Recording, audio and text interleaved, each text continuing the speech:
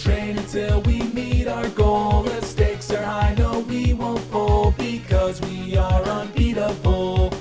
We are unbeatable. We'll train until we meet our goal. If stakes are high, no, we won't fold, because we are unbeatable. Welcome to the world of Pokemon, and thank you so much for joining us on today's special episode of Unbeatable, as we jump back into the adventure of one Gavin Newman, as he and his companions, two rangers, Anton and Harper, as well as his sister, managed to explore these ancient ruins inside of Fennel Valley near Celadon City. They are currently seeking out, well, somewhat of a family connection in the form of Armand Kingsley, a criminal villain and Gavin's father. You are my dad. And I believe in the most recent episode, we ended off after Gavin had been ejected from the underground temple via a water trap into a waterfall outside, and everyone was heading back to the entrance to rejoin him, if I remember correctly. Yes. When will I stop drowning? You won't. It won't happen. The jury's out. So, Anton, Harper, you both find your way back to the front set of steps where the giant stone door will be opening, and you will see, sort of illuminated in silhouette, a dripping wet Gavin Newman. Gavin! There you are! I hate this place.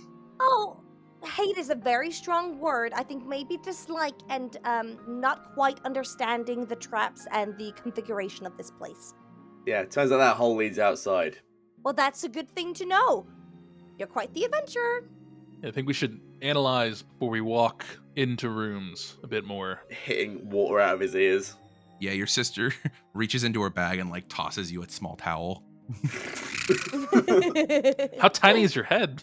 That was a small towel. It's like a towel that he's using it like it's a fucking bowling ball polisher. I'm not imagining it's a full-size beach towel. I'm imagining it's like a little full-size hair small towel. Yeah, Is what yeah, he yeah. he said. Small towel. I also like that I'm imagining it's like a beach towel. Yeah, small like a towel to Matt Well, not a beach means towel. that it's a Hair rag. towel, not a beach towel. That's what. Yeah, I'm like, you sent a I got what washcloth, you and you're like, Yeah. okay. Yeah, so the four of you stand there, a bit of levity in the air, given the fact that no one died to that water trap. Though, Harper, I will mention that your shoes and socks are both soaked through, given that you were also in that room. You just managed to escape separately.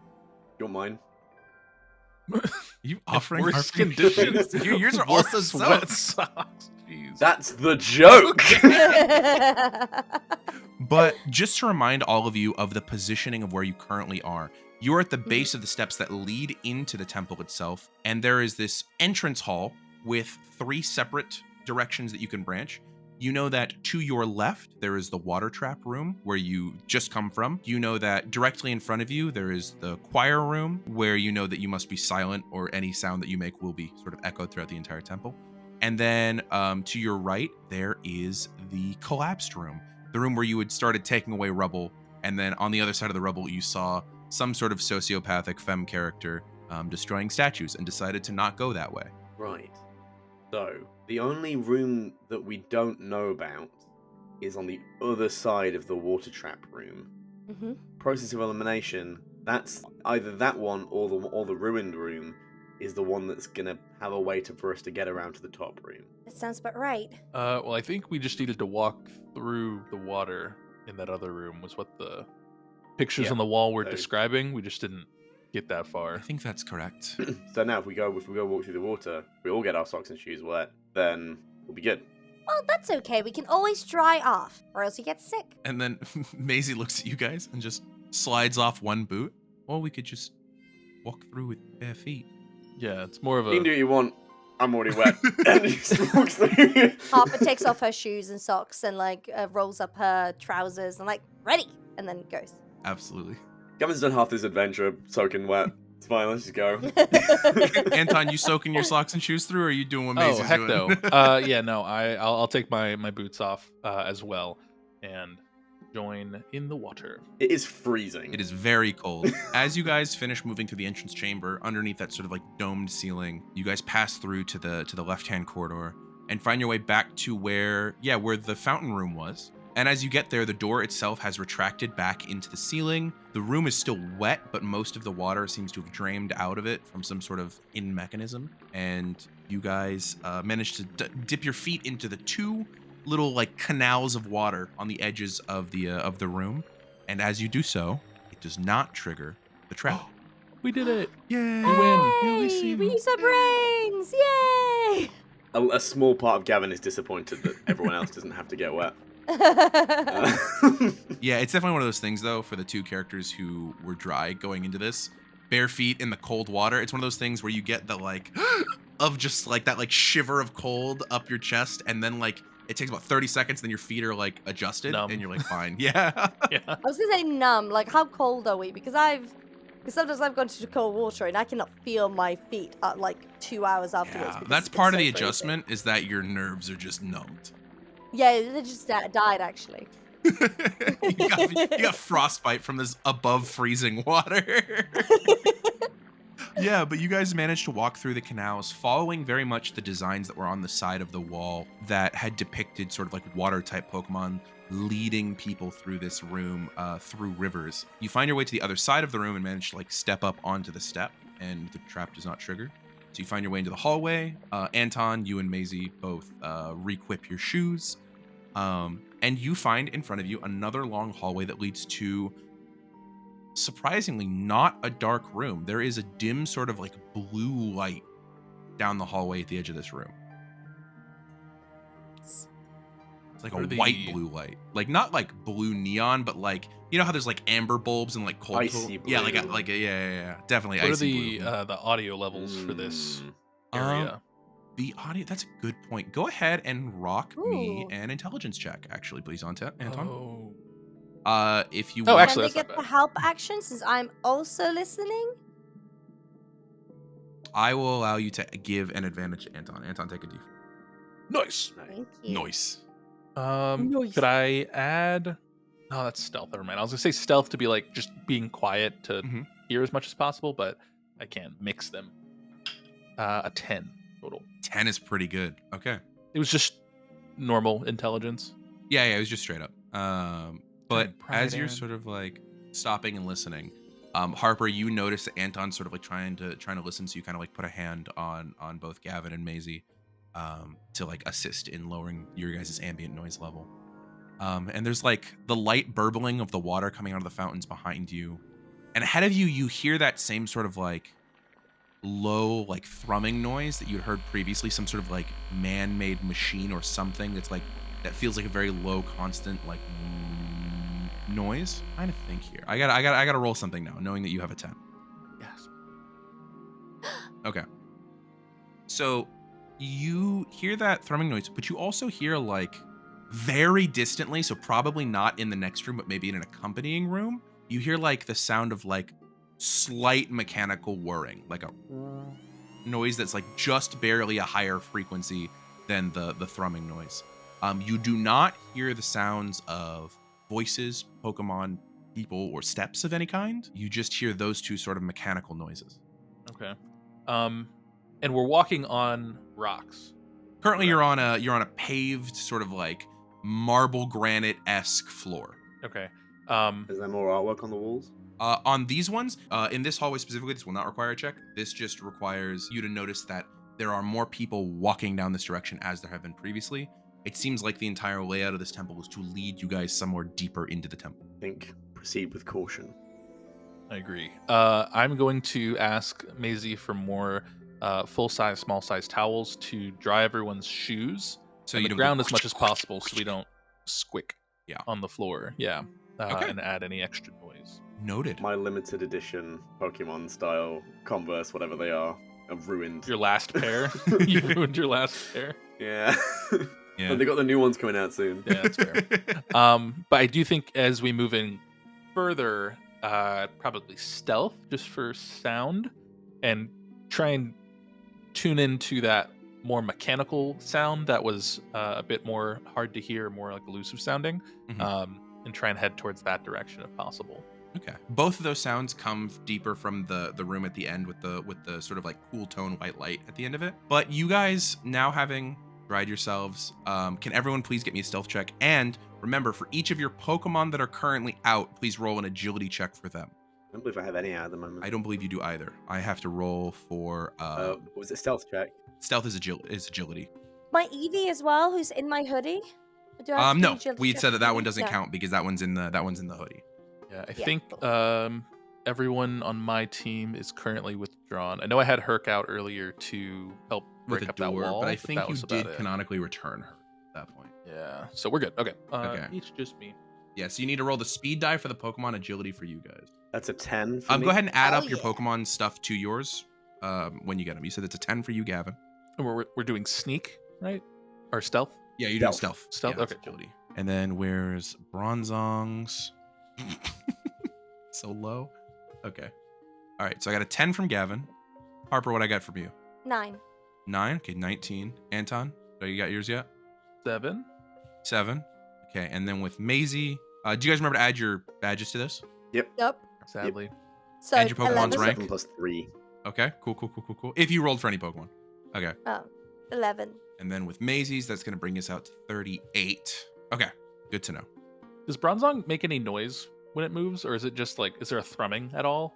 There's like a little like a noise is like psychic it. energy Okay. like resonates through it sort of thing.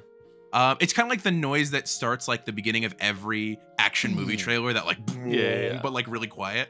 Got it. But as you guys start to drift forward through the hallway, that sort of cool tone white light becomes clearer, and you note that it's a small battery-powered lamp that has been affixed to one of the walls, very modern in this chamber. And as you enter this chamber, you see that this room is actually tiled differently than almost every other room that you've been to. The people depictions that are in here stick to specifically the right-hand wall, not in a like trap-esque way that the water had done earlier, but to make room for on the left-hand side of the wall of this sort of like of this like cylindrical chamber. The left-hand side, the tiling is different because it is all hand-cut, very small tiles that make a not quite perfect depiction of the world. It's a giant map out in front of you on one side. However, as interesting as that map is, what you are much more interested in is the fact that this room is full of what looks like camping supplies. You see 3 separate cots. You see bags at the base of each of those cots. You can see that there is a series of like pieces of technology that look to have been like lifted and dropped. That sound you heard earlier, the thrumming, the woo, it looks like there's a small electric generator in this part of the room that sort of like has a cord coming out of it that goes down a second hallway to the right, where Anton, that whirring noise that you heard is coming from that direction. Does it seem like this map on the wall you said is where this was, or does it seem like this map is listing anything? If we can like, is there like a "you are here" spot that we can kind of tell? Roll me a either geography or human history check. Oh, both aren't going to be good, but I'll try nonetheless. And if anyone else would like to try their own individual checks, you may do so. Or if you want to tell me anything else about what you're doing in this room, go for it. All right, let's do it. What kind of check would you recommend? Okay, what are you just trying to remember- learn about or do? I guess spot hidden. Maybe there's something that That's good. Yeah, does that make sense? Like there's something we've like missed. that makes sense to me. Okay, let's go ahead and give me a spot hidden check. else. And Anton, you rolled what? A 6. 6. Okay. 6. Okay, I got you. So I rolled 16, all in total. Okay, so With my spot a hidden. 6 and a 16. I will start with the 6. So, Anton, with a 6, you look at the map and you see that there are very much like small depictions of something, but the dust and like years and years of buildup on the wall make it kind of hard to figure out what exactly it's depicting. But you do find the region of the world that looks most similar to the Kanto Johto area, even if like it doesn't look quite right. Like it very much looks like this is like, you know how like when you look at like ancient maps of the world, nothing looks quite right. Could I, if possible, Mhm. to help clear some of the dust, if I bring Yoko out to create like a little concentrated rainstorm over the dust, could that clear off and help me see things a bit clearer, and or just give me one more extra little d4 of roll, because I was rolling a d4 to begin with, and I think that would help. Just a I smidge. think that is something that was a great idea if the fact that it was dirty was the real reason that you weren't able to see anything, and it wasn't just the fact that you had rolled low on the roll, and me giving this was an excuse as to why Why you did didn't you get describe stuff like that? That's upsetting. But you find the area that is labeled that not as labeled. There are no words on this map, but that looks most similar to the Kanto Johto area. And you look at it, and you sort of like keying your eyes in. You do spot like what should be Fennel Valley, that area. And there is a small, like bright blue star in that spot that seems to mark the location of this area. Also in the Kanto Johto area, you notice that there is like a silver looking star on like the boundary between Kanto and Johto in the Silver Mountain Range. That is like where the massive, these jutting mountains that separate the two regions exists. Right in the center of those, there's a small silver star. And then if you look towards maybe the like southwest area of the region, near where would be like Pallet Town, you can see that there is a mountain to the north of where that would be, marked with a like bronze star. Is that Mount Moon? No, So it's not. Pallet Mountain's by Town Pewter. had Oh, right. a bronze star. Fennel Valley had a blue star, you said? Fennel Valley had the blue star, and then so I'll run you through the names real quick as well. Mount Hideaway had a bronze star. Mount Silver had a silver star, and then Fennel Valley had a blue star. Mount Hideaway, Fennel Valley, and then what was the location of the other one you said? Mount Silver had a silver star. I feel like you know something, Burrty. That Gavin knows something. I know something out of character. Gavin does not know anything in character. Damn. Yeah. Gavin can surmise something in character. Not Pokemon Seth specific. can tell you a Gavin bunch. is not worried about her. Seth can Seth tell would be you able a to, dude, if bunch Seth right was now. here, Seth would be able to tell you everything. Seth would tell you so much. But that is something that you note about this specific area. If you perhaps were a little bit more well-versed in sort of ancient maps, geography, and or human history. It sucks because I have points in geography. Mhm. That's just my dump stat, Yeah. which is terrible. Oh no. You can do the thing that you did previously where you take photos of all this so that Yes. that other Yeah, people yeah, have the yeah, opportunity yeah. to look at it later. But for For your sure. group's checks right Send it now, back to the that's the boys in the information you lab. guys have. Okay, so with the 16 for looking around, you're going to get a couple of different things that you should note about the room, Harper. Things that you would not have noticed initially is this room actually was trapped at some point.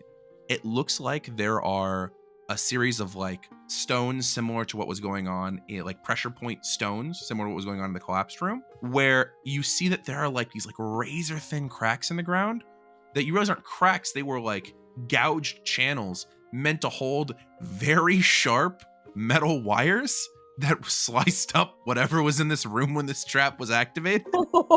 Oh, that was However, bad. This trap has been disabled and all of the wires have been cut.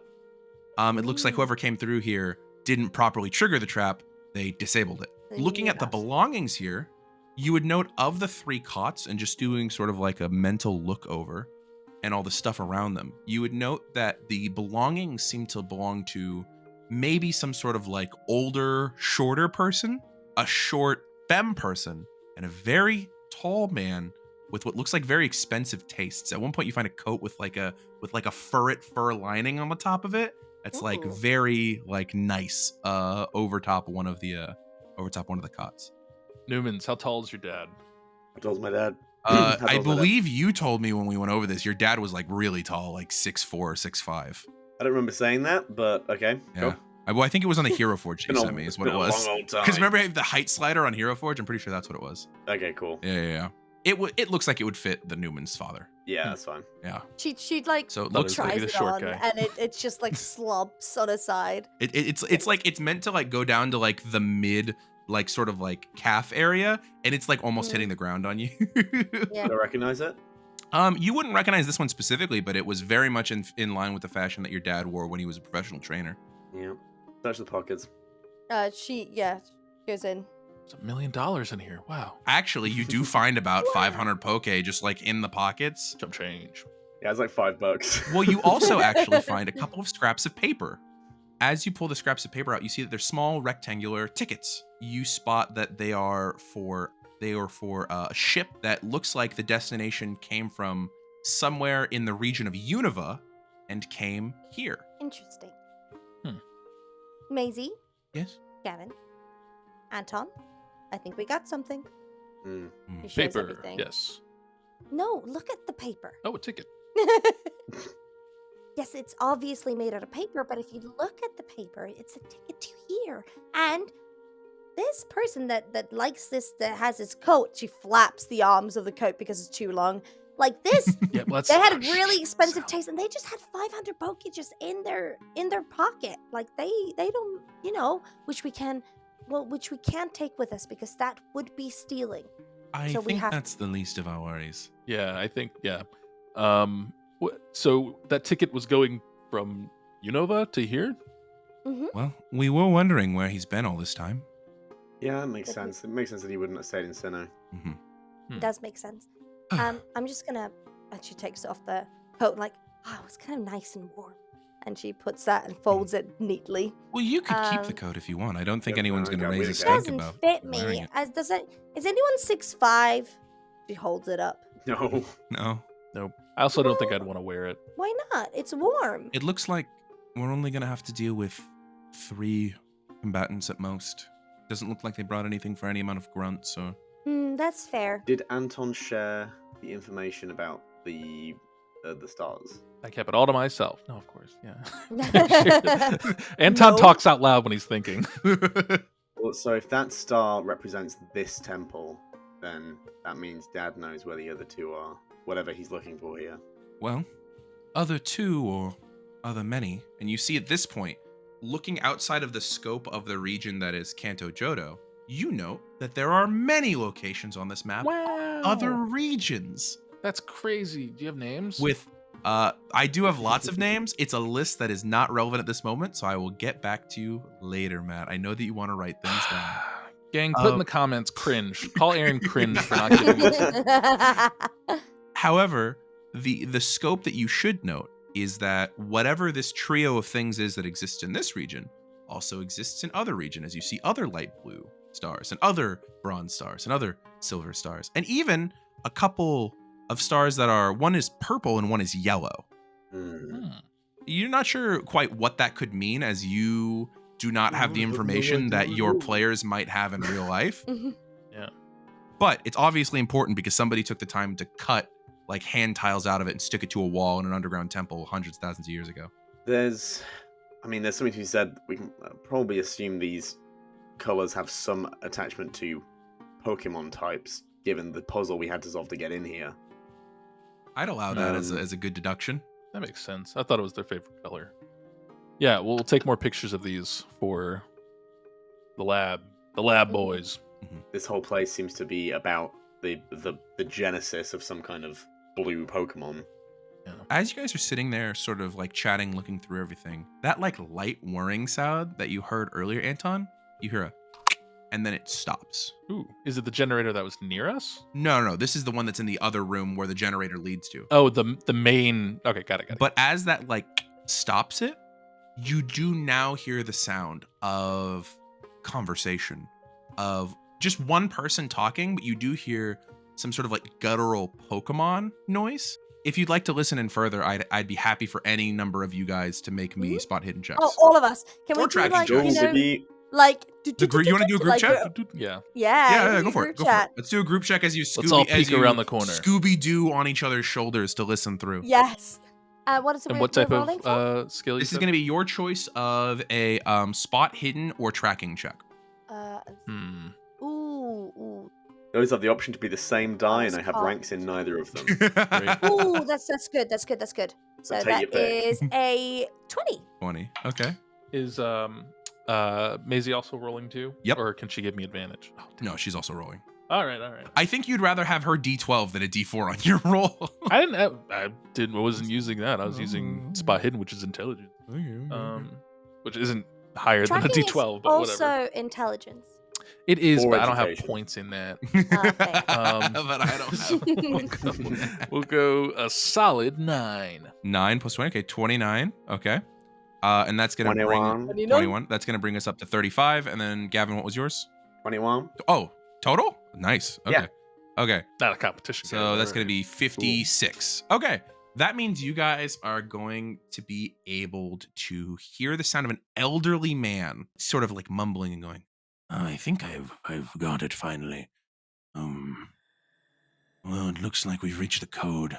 I think we can get it open with a nice good jolt of energy. Toxicroak, if you'd please. And you hear, Toxicroak. Just sort of like a guttural noise. And then you hear, step, step. And then you feel, boom, as the entire chamber in front of you feel it reverberate slightly with an echo as something heavy strikes something stone. Are you guys going to attempt to move your way up? Mm-hmm. Move away. Yeah. Yeah. Or move away? That's up to Move you. Way up to Move the, way to the up. noise. All the way I, up. have Ava's Pokeball in my hand, and I am gonna very, very slowly approach. Okay. Are you all approaching with Gavin? Yeah, I'm thinking, how big is this hallway? This hallway is big enough for you guys, for 2 people to be shoulder to shoulder, or 1 large Pokemon to go through. Okay. So Bronzong is either behind you guys, in front of you guys, or between you guys. Harper is a bit back, But but she has Ivy, so she has Sarge in her Pokeball ready. I'll have a Pokeball ready as well. But I'll be, if Bronzong's in the middle, I'll probably be, I'll get behind Bronzong and Maisie and have the Newmans lead because it's Okay. their plot. Okay, so the Rangers are pulling up the back, and then the Newman. It's their fault. She's a plot. I know, but I heard fault, and that's really funny to me. Because it's their goddamn fault, y'all. They started it, they sins gotta of the father. finish it. Am I my father's keeper? Yeah. Yes. Yeah. Okay, so because we've done a couple things since then, I am going to ask for everybody to make me one more new stealth check, especially if you're going to have any Pokemon out while you approach. Not quite. She's keeping Sarge on a tight leash, like in the ball, or else he's gonna Okay. fuck it up. Okay. Yeah, give me one more. But as we actually get into this, I do think Maisie is going to release her other Pokemon. What Pokemon did you say it was that they called for? Toxicroak. I'm gonna put Ava back on my belt. I'm gonna pull out Prince. Okay. Yes, Leafeon was the other one. So at this point, Maisie's gonna bring out Leafeon and Bronzong, and Leafeon's gonna do a similar thing to what your Eevee is doing, Harper, and is gonna be up on the shoulder. So if that's the case, I need to roll for all of these people. Okay, go ahead and add all of your Pokemon speed checks and your agility check together. Don't forget ranks and badges as well. It's if they're out, right? If they're out. Yeah, if they're out. Yeah. Can Prince fit in this corridor? Prince could fit. It would be one of those things of he's gonna take up the whole He's hallway. not that big, but yeah, he's big. I know he's very broad. He is very broad. He's very wide. Even He's if not he's tall. He's like- just wide. Yeah. Quick, Prince, side shuffle. Harper, what is your total and then the number of creatures you were rolling for? So I'm only rolling for myself because Evie's on my shoulders in my hoodie, and I rolled really badly and a 6 in total in stealth. Okay, 6. Anton, what are you rolling in the total of creatures you're rolling for? Only 3 more than really badly, so 9. Okay, so 15 total. And then you were just rolling for yourself? That's like, you gotta know, that's a normal roll for me. So if you just say that's really badly, Nine's also not a bad number. Yeah, in nine's this not a system. bad number in this system. Okay. I know. 6 I'm is not like just just like under my the average. average success. That's Yeah. my app. Oh, 7 okay, is the that makes me average feel DC so in much this. Did you remember That you makes only me roll good. D20s very occasionally? Yeah. Yeah. And it's only when we so do this group is checks that the 58. difficulties get extremely high. Like the difficulty for this being 58. I think if my What math is it right. What if it wasn't though? Gavin, you were rolling for yourself and Prince, if I remember correctly? We both rolled 9. Okay, so that's going to be another 18. So 18, 27, plus 6 is going to be 33, plus Maisie's.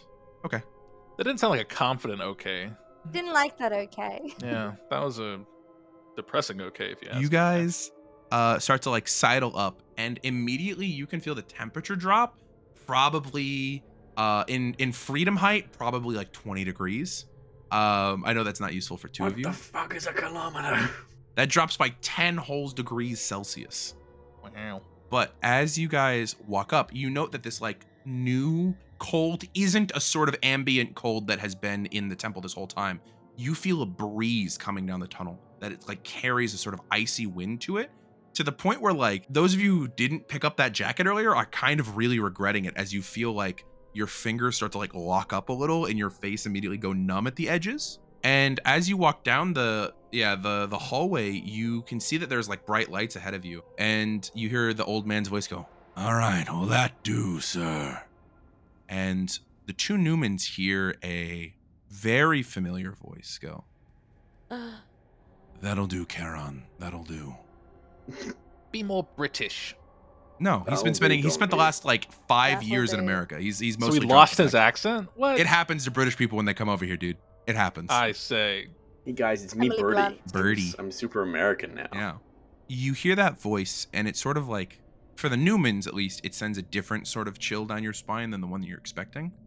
But after a moment, you hear the release of another Pokeball, and that sort of like ambient cold is a little bit lowered, but it still is very cold in here. And as you guys get closer, you see that this room, as you get to the edge of the hallway, is much larger than any of the other rooms you've been in. Probably like almost 80 feet across, and it's still that sort of cylindrical shape with a large domed ceiling. But all of the figures on the walls that have been walking this way the entire time that you've been going, you finally see that they are kneeling and bowing towards a massive stone door on the other end of the chamber, where you can see it's probably 15 feet tall, probably 15 feet across, this like rectangular that's sort of like circled arched way at the top door. And that door normally looks like, unlike a lot of the other doors that like slide in and out, is on a hinge itself, and it has very ever so slightly been pushed in.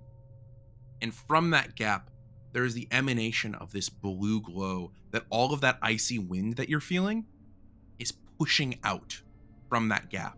Also in this room, you can see that in front of the door, there's some sort of like light laser machine that was hooked up to the long cord leading down your hallway. That looks like it is now off, though there is still steam coming off of it. It was probably whatever was opening this door. There are 2 people in this room.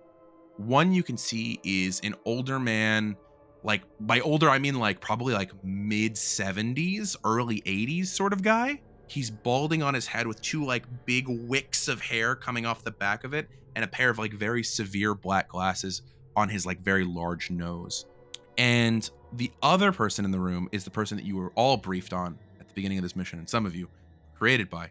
As you see, there's a man that is, I mean, donor not father kind of thing, but there's a man that is probably like 6'4", 6'5", maybe a little taller in the large boots that he's wearing, with like a very sleek, expensive jacket over his shoulders, sort of like what looks like a heavy black turtleneck underneath that is form-fitting.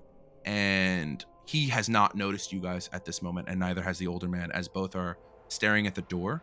That source of heat that you were feeling earlier, you would note that there is this hunched over monkey-like Pokemon. It's probably like 3'11", with a flaming mane coming off the back of it, and a tail that is on fire, and 2 fists that are also blazing, as there's an Infernape there.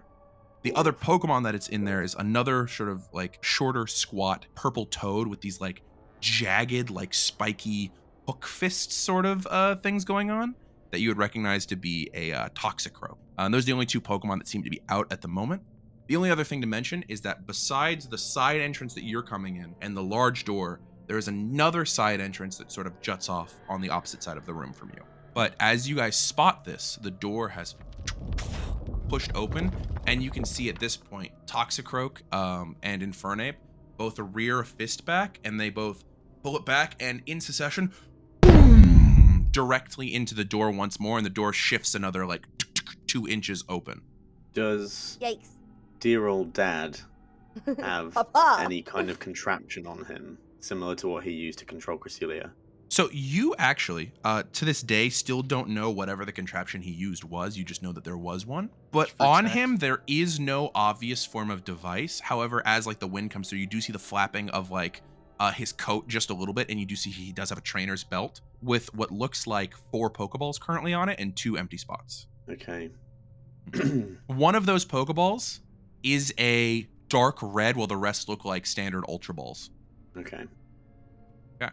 So, Anton, Harper, Gavin, are any of you doing anything in this moment before I continue with the narration, or am I allowing the scene to continue? Yes. Okay, Harper, what are you doing? I would like to change Sarge into Teddy's Pokeball, just Okay. due to the Pokemon that are out at the moment, because I think Sarge would be, as a leaf Pokemon, an Earth Pokemon, that's not going to go well. So I'm going to get a Teddy out, and she's going to do that straight away. Okay, so you're going to throw your Pokemon. Yeah. Okay, so... Into the room? Yep. That's kind of the only place to go, because there's the hallway's kind of full of people right now. Yes, we're doing this. Yeah, if I if I see that Harper's Unless Harper's like ready, can I just look at the others? Get like, we doing this? We doing I'm this? gonna let Anton finish his sentence, and depending on Yeah. Anton's sentence, we'll decide whether or not this you Yeah. guys use your full ranger training with this. I think going off of seeing that Harper's ready to engage, I will shift the Pokeball that I'm reaching for and bring out Yoko. And if we're throwing them out completely, it would be bringing out Yoko to start initiating things with a hypnosis on the Infernape. Okay. At this moment, Gavin, I will give you this opportunity as well because you did actively say you also had a Pokeball ready. At this moment, as you see Harper and Anton both shift Pokeballs and you feel the motion of them both throwing their Pokeballs at once. If you want to release Ava, I will allow that as well. A Beagle would be the smarter choice. Well, you had Ava ready. That's why I'm asking the question. Well, I stashed Ava and I released Prince. You did. So you can't put a second Pokemon out. I can put a second, but I know I can. They're not weak to it. Ava's coming out. Okay, Ava's coming out. So, as we do this, I need you each to roll speed die for all of your Pokemon that are currently out, adding their ranks. And as we get to that, I will get to each of you with your orders that you have for your Pokemon. I am not going to be entering the enemy Pokemon into the turn until the next round, as they are not aware that they are in battle at this current moment. So, Do I get quick command? you would get quick command. This is part of your entering battle ability. You do have the quick command ability. Holy shit. So please, for each Pokemon that you're entering into this battle, regardless if it's on your neck or coming out of a Pokeball, please roll a speed die for them and then tell me what your individual results were for your Could Pokemon. we throw out more than one? I'd allow it. Okay, I would You each have a badge limit of 2, so you can have up to 2 Pokemon battling at I would once. just need to move into the room more because I don't want to block the hallway when I combine. Yeah, I'm assuming all of the Pokemon that are appearing in the Yeah. room. I like to think that when Harper kind of throws her Pokeball, her arm goes out. As Teddy flies out, Eevee, who's been in a hoodie, runs on her arm and jumps out as well. Okay, yeah, 100%. You throw both of them. Go ahead and give me speed die rolls for all of these Pokemon, and we're going to enter them into the order. Both were 7 for me. So both were 7. Okay. What were the speed dice for each of them? So what size So of die were you Eevee rolling was for each a Pokemon? D6 and Teddy was a D8. Okay.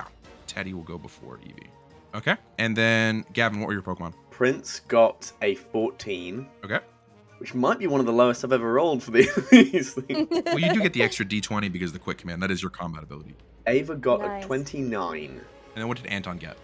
Anton got a 11 on the Anton Simone combination fighting unit, Mhm. and Yoko got a 6.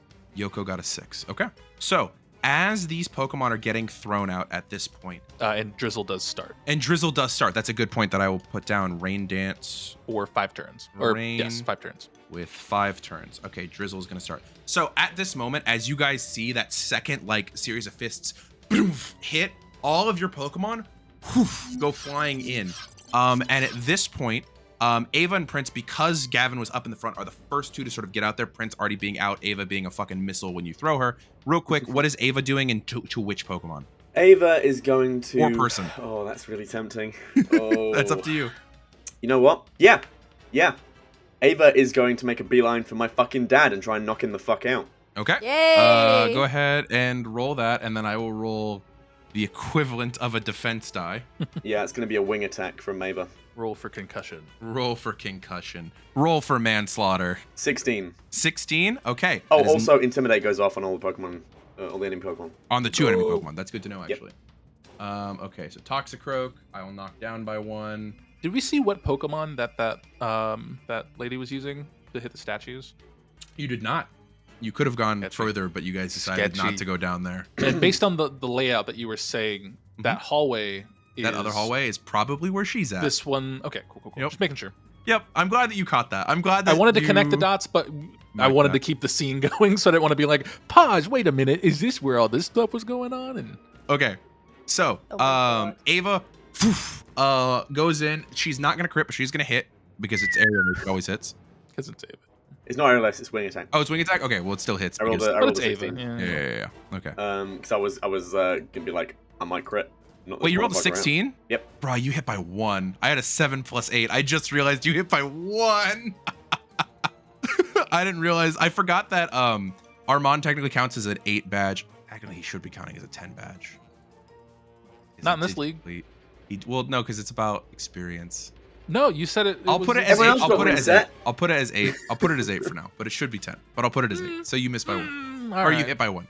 You hit by 1. Right. Gavin's going to step into the room with Ava's Pokeball, and just go, stop! And hurl it as hard as he can into the center of the room. And it opens up midair, and Ava shoots out with the same speed that comes off of Gavin's fucking fastball. And that just compounds as Ava just, no questions asked, whatever the fuck Gavin was pointing at, fucking shoulder checks it with a wing attack. Nice. Okay, what's the wound damage on that? That'll be 2 wounds basic, stab is 3, and sharp beak makes 4. Okay, 4 wounds. As Ava boom slams into the side of Armand Kingsley, just like absolutely fucking ripping into that hard jacket, just into the side. He kind of like is like immediately bursts out of wind, and you see that there, like as he turns, there is like a sort of like cold rage as. It's not like retaliation, like Ava's not going to take damage from this, but as Ava hits, there's the fight or flight instinct, and it seems like Armand Kingsley's a fight kind of guy, because he just punches Ava in the face to get her off of him, and he pushes the bird away and goes, oh, what a nuisance. And as he does Newman. so, as he does so, it is going to be Prince's Have a turn. name. Yeah. Prince's turn. Said it wrong. Yep. And Prince isn't as fucking... Isn't as fast. I don't think Prince can make it across the room to get there.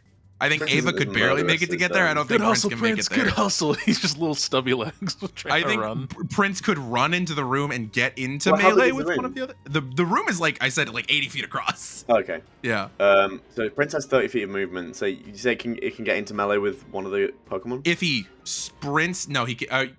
Let's see here. With where they're at, if he sprints using his whole turn to get there, he can get into melee with one of the other Pokemon. No, that's not going to happen. Let them come to him.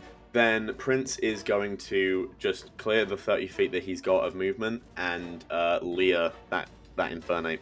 Leer the Infernape. Okay. So that's going to be your special attack versus my HP. Yep. Oh, I exploded. Oh, I exploded twice. So did I. Oh. So did I. Oh my god. Fuck you. Okay. When the Intimidate thing goes off, do they need to roll anything for that, or is it just No, that's just automatically part of the happen? effect of Intimidate. 24. 24? Let's see Uh-huh. here. Wait, I got to add up my math. Okay, so 8, 16, 18, 24 meets it, beats it. You Wait, win. I meet it. You I meet win. it. Yeah, Yay! you win. Attacking rolls, if they meet the defensive roll, they beat the roll. So, Fuck you. with that, you are going to be able to lower, what does Leer lower? Defense die. By 1 die size to a d6 from a d8. Okay, with that, we are now going to get to the 2 Rangers who had also thrown out their Pokemon. Anton, you're going to be up first with Simone. There we go. My brain took a second. Simone is going to be up first. So I will go ahead and I say we because we are together as a unit. Oh yeah. Do you want to real quick describe that again? Because we mentioned it once in episode 1, but I don't think we've gone over again what Simone and you do. So as the first Pokeball gets kind of clicked with Simone, before he throws out Yoko, you're going to see him kind of walk into the room, and the Pokeball is going to go expand out onto his chest, and all these vines are going to swirl around him. As you see his little Tangrowth starts out as a small little Tangela on his shoulder. In terms of just Tangrowth is just bigger Tangela. And then it slowly starts to envelop both of them and turn into this large Tangrowth that is like if you took Venom but made it Tangrowth, and it had 2 big ol' eyes, and one eye was my face and the other eye was the Tangrowth's face. We have combined. Disgusting. And our vine whip will pierce the heavens. So we're going to then shoot out from one of the hands the other Pokeball that releases Yoko, but are going to shoot a vine whip over towards the this frog-like creature with these hook hands. Okay. And see if we can hit it. Yeah, go for it. That's going to be physical. And that's defense going to be versus physical attack. physical. Okay. That's bad. That was real bad. That is a 5 in total. Okay. Against an 11, that is not going to hit. So because I won the die roll, I get to narrate how that happens. So as you and Simone both run out and you throw your arm forward and all those vines come out, Toxicroak, like it's like that scene in like Legend of Korra where like the air goes over the top of the bald bender's head. there's like a slight shiver up Toxicroak's spine, and Toxicroak just turns around and catches the vine whip and then tosses it to the side, and it like actually has like quite a bit of weight to it. It's like, and the arm retracts back into the viney Tangrowth. At try, this buddy. point, it just makes like weird grumbling noises because it doesn't talk. It doesn't have like vocal cords. But at this point, it is going to be Teddy's turn, Harper. So Teddy is out in front of you. What would you like Teddy to attempt to do? All right. With Teddy, who is a very regular-sized Dragonite, definitely like older than most Pokemon that you've probably seen because she's had Teddy since she was a kid. And they were fully evolved by then as well. So she's literally going to go like, Teddy, go, Thunder Wave. And Teddy's going to fly over. As you can see Teddy flying, they are very aware that they're like kind of like hand, claws, paws, what you would call Dragonite to have, are actually close to their chest. And they are doing everything not to use that while creating the Thunder Wave as they go down and just create this like electricity from within them, but their fists are like close to their chest. Absolutely. Okay, so as that like pulse of electricity goes out, you are gonna roll Teddy's special attack die, and you're gonna add his rank to the total. I'm gonna roll HP for both Infernape and Toxicroak, who have been ganked a little bit here by some people. Oh, I got wait. If I got an 8 on a D8, does that explode it? It explodes. Yep. Yeah. Yeah, so another roll. Yeah. And you know what? Anton is bringing up a great point. I don't think at this point that Armand Kingsley would be in range, but I do think Charon would be in range. So I'll roll his D4. His name's Charon? Yeah. That's creepy. That's a creepy name You for guys an are old so man. fucking evil. Yeah. Stop this man's pacemaker. Guys, morally justified ass kicking I get coming to in put here. my What rank was the? twice? So I do You get add my your- rank twice. You only then get your for rank each roll once. that I You did? only get your rank Only rank once, once. but you get the 8 from the D8 originally. So you get 8 plus your second roll plus your rank. Plus my rank. Cool. Perfect. Yeah. So that Yep. is a 13 in total. I rolled a 13 1 is on my- pretty good. Okay. So, you will get to narrate how the Thunder Wave is going to paralyze both Toxicroak and Charon, the old man, but I will get to narrate how Infernape gets away from it. How does that look? Well, I'm guessing it's kind of like a. I like to think there's like a little rainbow, like Care Bears. Like Did you just Care Bear stare these people? yeah, pretty much. So the electricity is Oh kind of my like gosh. rainbow pastel Care Bears electricity, which is very like in theme with everything that she is. And Fucking cute. and you Okay. can see that Teddy doesn't like that he's doing this, but needs to do it for the sake of the good cause. Okay, so you send that out and it hits the other two. And then for Infernape, Infernape is going to avoid it. However, I will mark both Toxicroak and Charon as paralyzed, which means that they have a 20% chance each turn of not being able to do anything. And their speeds are halved for as long as they have the condition. Okay, so with that being the case, I believe the next one up is going to be Eevee, and then Yoko is going to be on deck. Bean, my little bean. She is. I would like to assist. I would like to, helping hand. So you use assist an ally by boosting power of an ally's attack. The next move, the target deals twice as many wounds. So she's going to go to Ava, and she to help her out to get extra damage. Yeah, I think so. What you're doing right now, Guaranteed now, kill. is You you're are attaching a guaranteeing someone's railgun gonna die. attachment to the end of a rocket launcher. It's what you're doing right now. Oh my gosh. I want you to know the moment that the 3 people who have regularly played with Ava heard the words that came out of your mouth, all of us made the same motion of our shoulders, just shrank into like protect. Oh my god. Okay. Yeah, The helping name of the game hand with Like, Ava is usually damage containment. Look, Harper has seen that Ava is the one that's done a lot of damage as well, and is kind of like the heavy hitter. And Eevee sees that as well and be like, oh, let's help them out because we need the most heavy hitting as possible. So how Eevee's going to do that is she's going to run up, like scurry around up to Ava, and she's going to kind of nudge, if she's allowed to nudge up to them and give a little like tail wag and she's gonna That's like. a brave imagine- Eevee. That's Such a brave Eevee. Ava is flying. Evie is bounds into the air to do a little nuzzle. Little shimmy right up You're like- against Ava in the air. Oh, it's And so then it's funny just because I feel super like the cute. size of that. It's because Look, Ava's again, so fucking big and Evie's Bean- so small.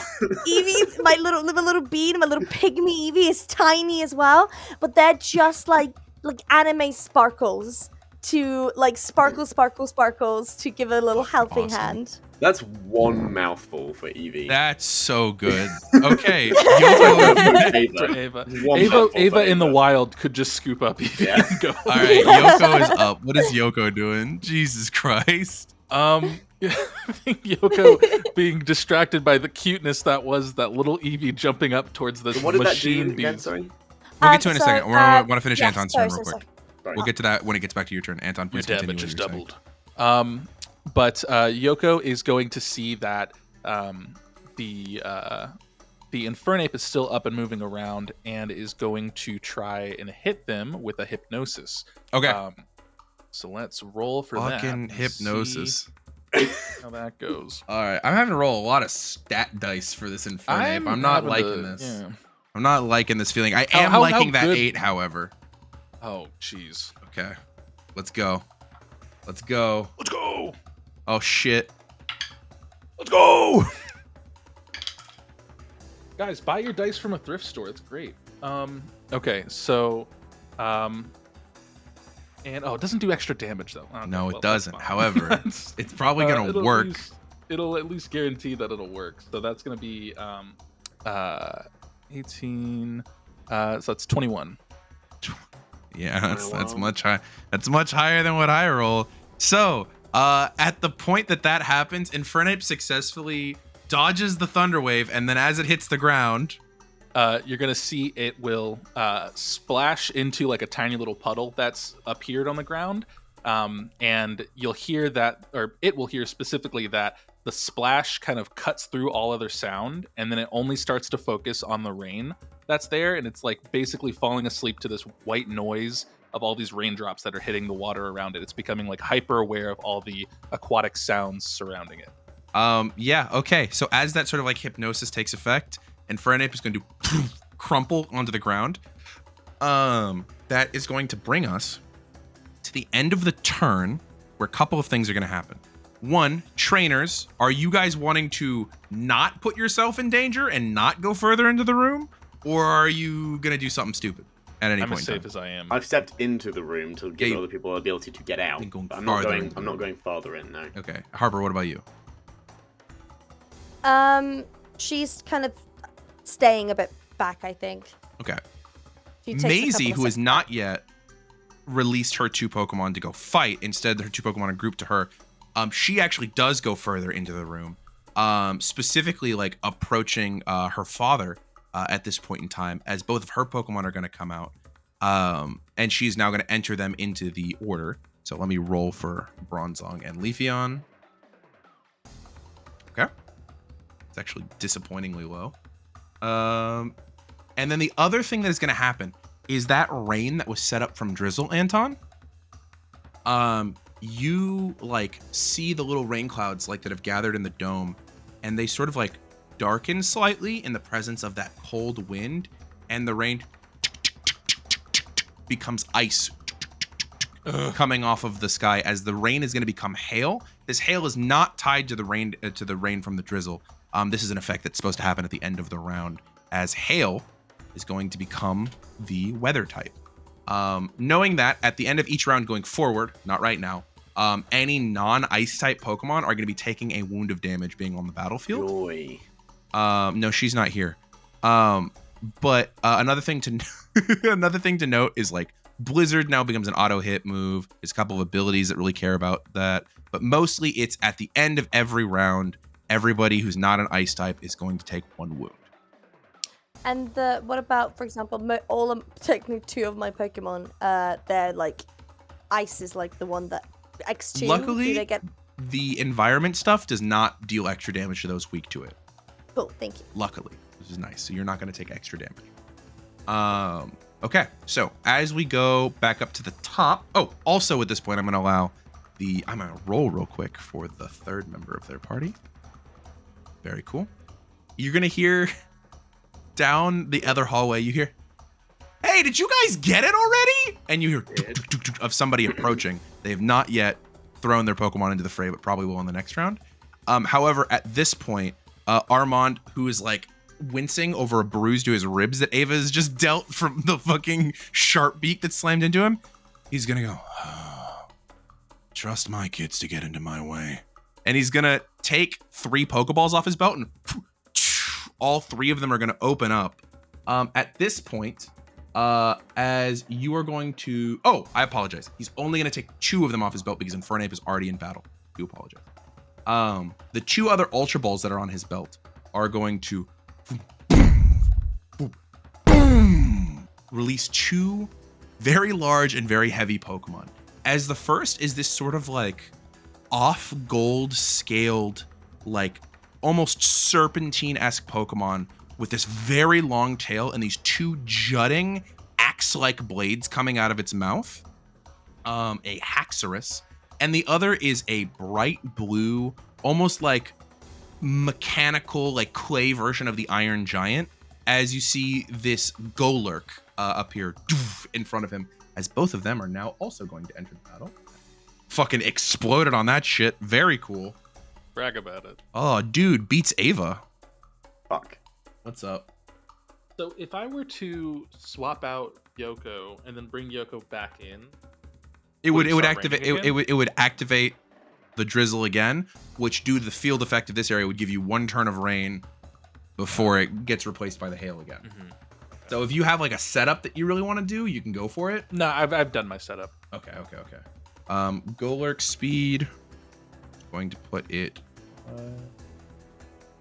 11. What's Simone's speed die? Ooh, D8, I believe. Yeah. Okay, double so check. Confirming. Golurk is going to go after Simone. Confirmed. And then I believe that's all of them. Infernape, Golurk, Toxicroak. Oh, I didn't roll for Haxorus. That's who I missed. Oh, and that's the biggest one. I No. rolled low. All right. So as we enter the next round of combat, as we get to the top, if anyone has any moves that have the little priority tab next to them on any of their Pokemon, you can tell me now that you would like to declare priority and take your Pokemon's turn now instead of later in the turn order. Yeah, fuck it. Quick attack. Quick attack? Okay. Anyone else wanted to activate any priority? Yeah. Anton, Matt, like, which Pokemon do you want me to boost? Let's give it to Yoko. Okay. Okay. Bean goes to Yoko. Does the animal sparkles? I have 3 Pokemon using Yoko priority moves then. I have Eevee, Ava, and Infernape all using priority moves. So then we need to roll actually at the end of the turn to see whether or not Infernape wakes up. So can you go ahead and roll the special attack one more time for Yoko?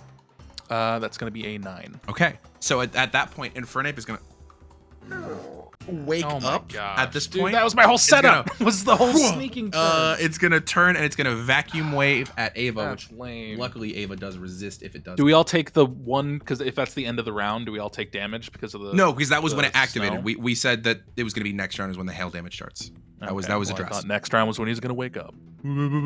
Okay. What am I So rolling? with that, Ava, you're gonna roll physical defense, please. 16. 16. Okay. With 16, that is gonna go ahead, and that is gonna be a miss on my end because my attack is lower. At this point, as Vacuum Wave goes wide on Ava, you can describe her dodging it. Yeah, that like, very much because it's like a vacuum and it's like the air is twisting around it. Ava is in mid-flight, so it's just kind of riding that wave in a barrel roll around it. Very much just kind of rolling with the motion of the ocean on that one. Okay. And now it goes directly into Ava's turn from there. Because Um, Eevee's gonna be directly after Ava. Fucking no point prioritizing, but now because anyway, it's fucking Also, with this to mention, just for if this matters to your plan, there is now 2 Pokemon defending your father. So if you want to get to him, you have to take those Pokemon out first. Oh, shit. Okay. All right. In that case, so did Infernape take any hits? Infernape has not taken any wounds. No, he only took a hypnosis. Damn it. Okay. Well, I'm gonna quick attack Infernape. Okay, sounds good. So I will roll physical defense. 22. 22, that is going to hit. That is not going to crit, but it is going to deal double damage due to a helping hand from an Eevee. So what is the total number of wounds that you're dealing? 2 wounds plus stab, doubled to 6. 6. You're going to do 2 major wounds to Infernape. Okay, what's that look like? So yeah, coming off that barrel roll from the vacuum wave, she is just gonna fly into the air, dead drop down, and just that fucking sonic boom goes off as Ava pin drops straight into Infernape, doing her best to rake some damage with that sharp beak before pulling out of it before hitting the ground.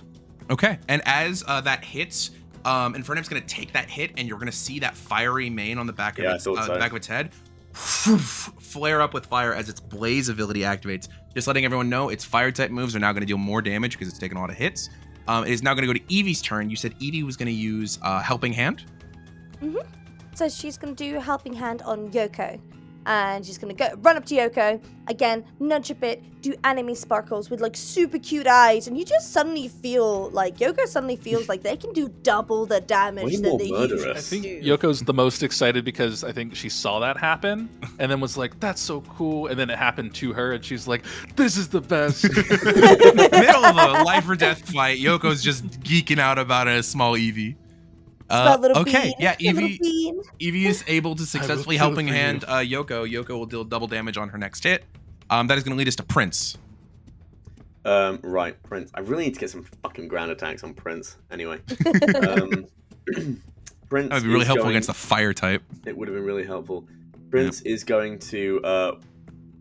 Prince is going to, seeing Ava fucking tangling with this thing. Prince is going to charge to the edge, kick the ground up like a fucking bull, and go in for a fury attack with its horn. Okay, sounds good. Roll. First of all, how many attacks is this? Because I believe you have to roll for the number. I do have to roll.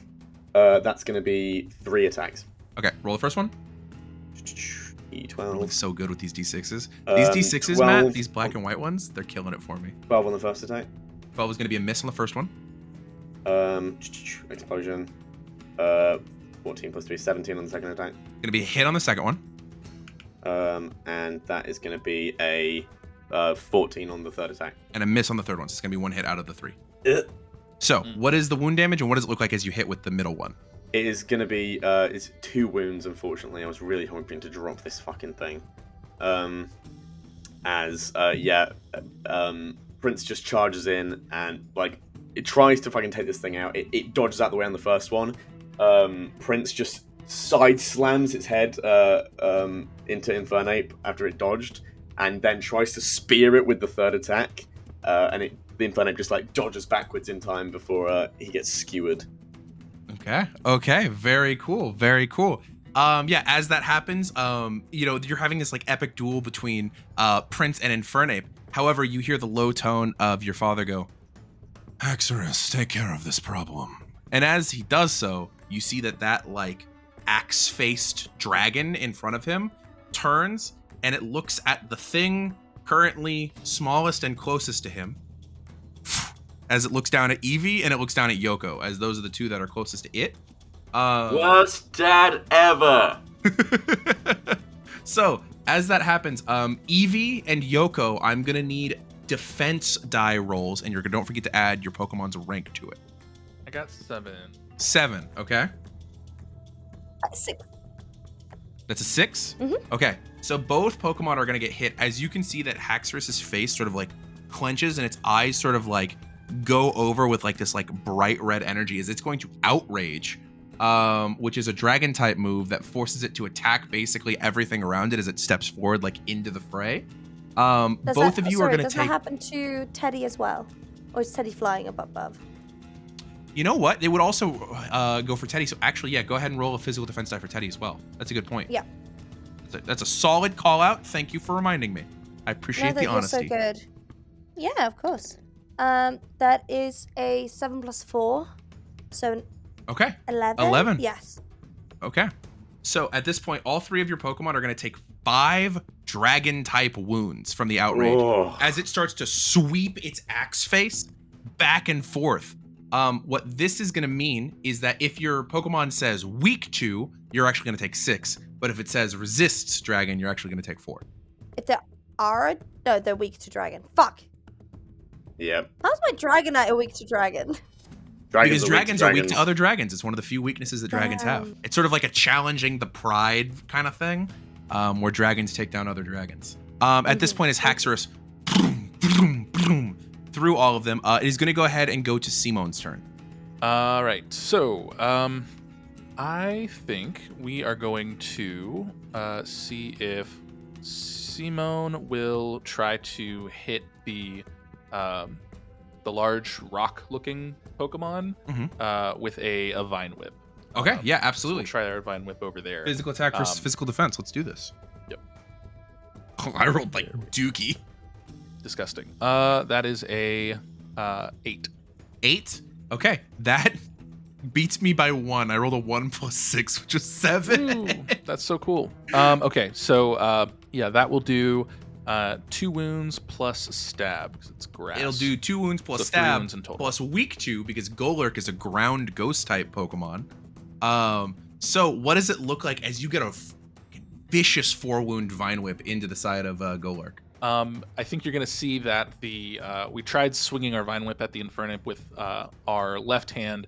Our right hand is gonna try and swing at the Golurk, and it's going to try and wrap around one of its arms, and you'll see it kind of constrict as it hits that whip and like it lashes around it, and then the vines come back to our hand. Okay.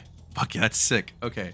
As that happens, Golurk is gonna like turn its like entire head is gonna rotate like a scanner towards it, and it looks like the wound as like the vines are slowly to like trying to reach away. Can you roll me a physical defense die for Simone, please? Sure. Gotta roll my d20, my only d20 out of all my Pokemon. And I didn't roll it like it was a d20. What did you get for your defense? That is 12. 12. I'm gonna barely hit. So at this point, as like the vines start to retract, there's a moment where Golurk's arm grabs the vines and yanks you in as its other fist is gonna glow bright blue, and it's just gonna boom Simone in the face, which means it's bumping you in the face with far- an ice punch. So did it move to us? Oh, did I you have not 6 move? Oh, wait, what's the range on Vine Whip? 6 squares. Oh, it's 6 squares. I have 8 squares of I'm movement, so I will. far away. I will Okay. explain to you then how it gets there, because that's another cool thing that Golurk. Little known fact about Golurk, the Golem Pokemon. As it like grabs you and starts to pull you towards it, what's really mechanically happening is you see its legs retract into its body, and its lower body becomes like a fucking rocket as it flies forward the 8 squares it needs to ice punch you in the face. Let's see here. So with that, you get hit. You're going to take 3 normal wounds plus a wound from being weak to ice types, if I remember correctly. It's going to be 4 wounds for Tangrowth. And then you need to roll me an HP die to see if you're frozen or not, but I doubt that'll happen because I'm rolling a D. Oh, nope, I'm frozen. What? You rolled less than Got a 7? 5. I rolled a 1. Oh, damn. I don't roll well. I'm so sorry, buddy. Okay, so Golurk, you see punches Simon, and the two of you that are there, you can see that as it punches Simone, I have the E there, and my brain keeps saying it as though there's no E. Why do you have an E? Because that's in normal everyday speak. That's how you write Simone if you don't want it to be Simon. Yeah. But you guys, the other two of you that are there, can see that this ice punch, boom, just like launches into the side of Simone's face, and large ice crystals are gonna run up the side of the Tangrowth, freezing it solid.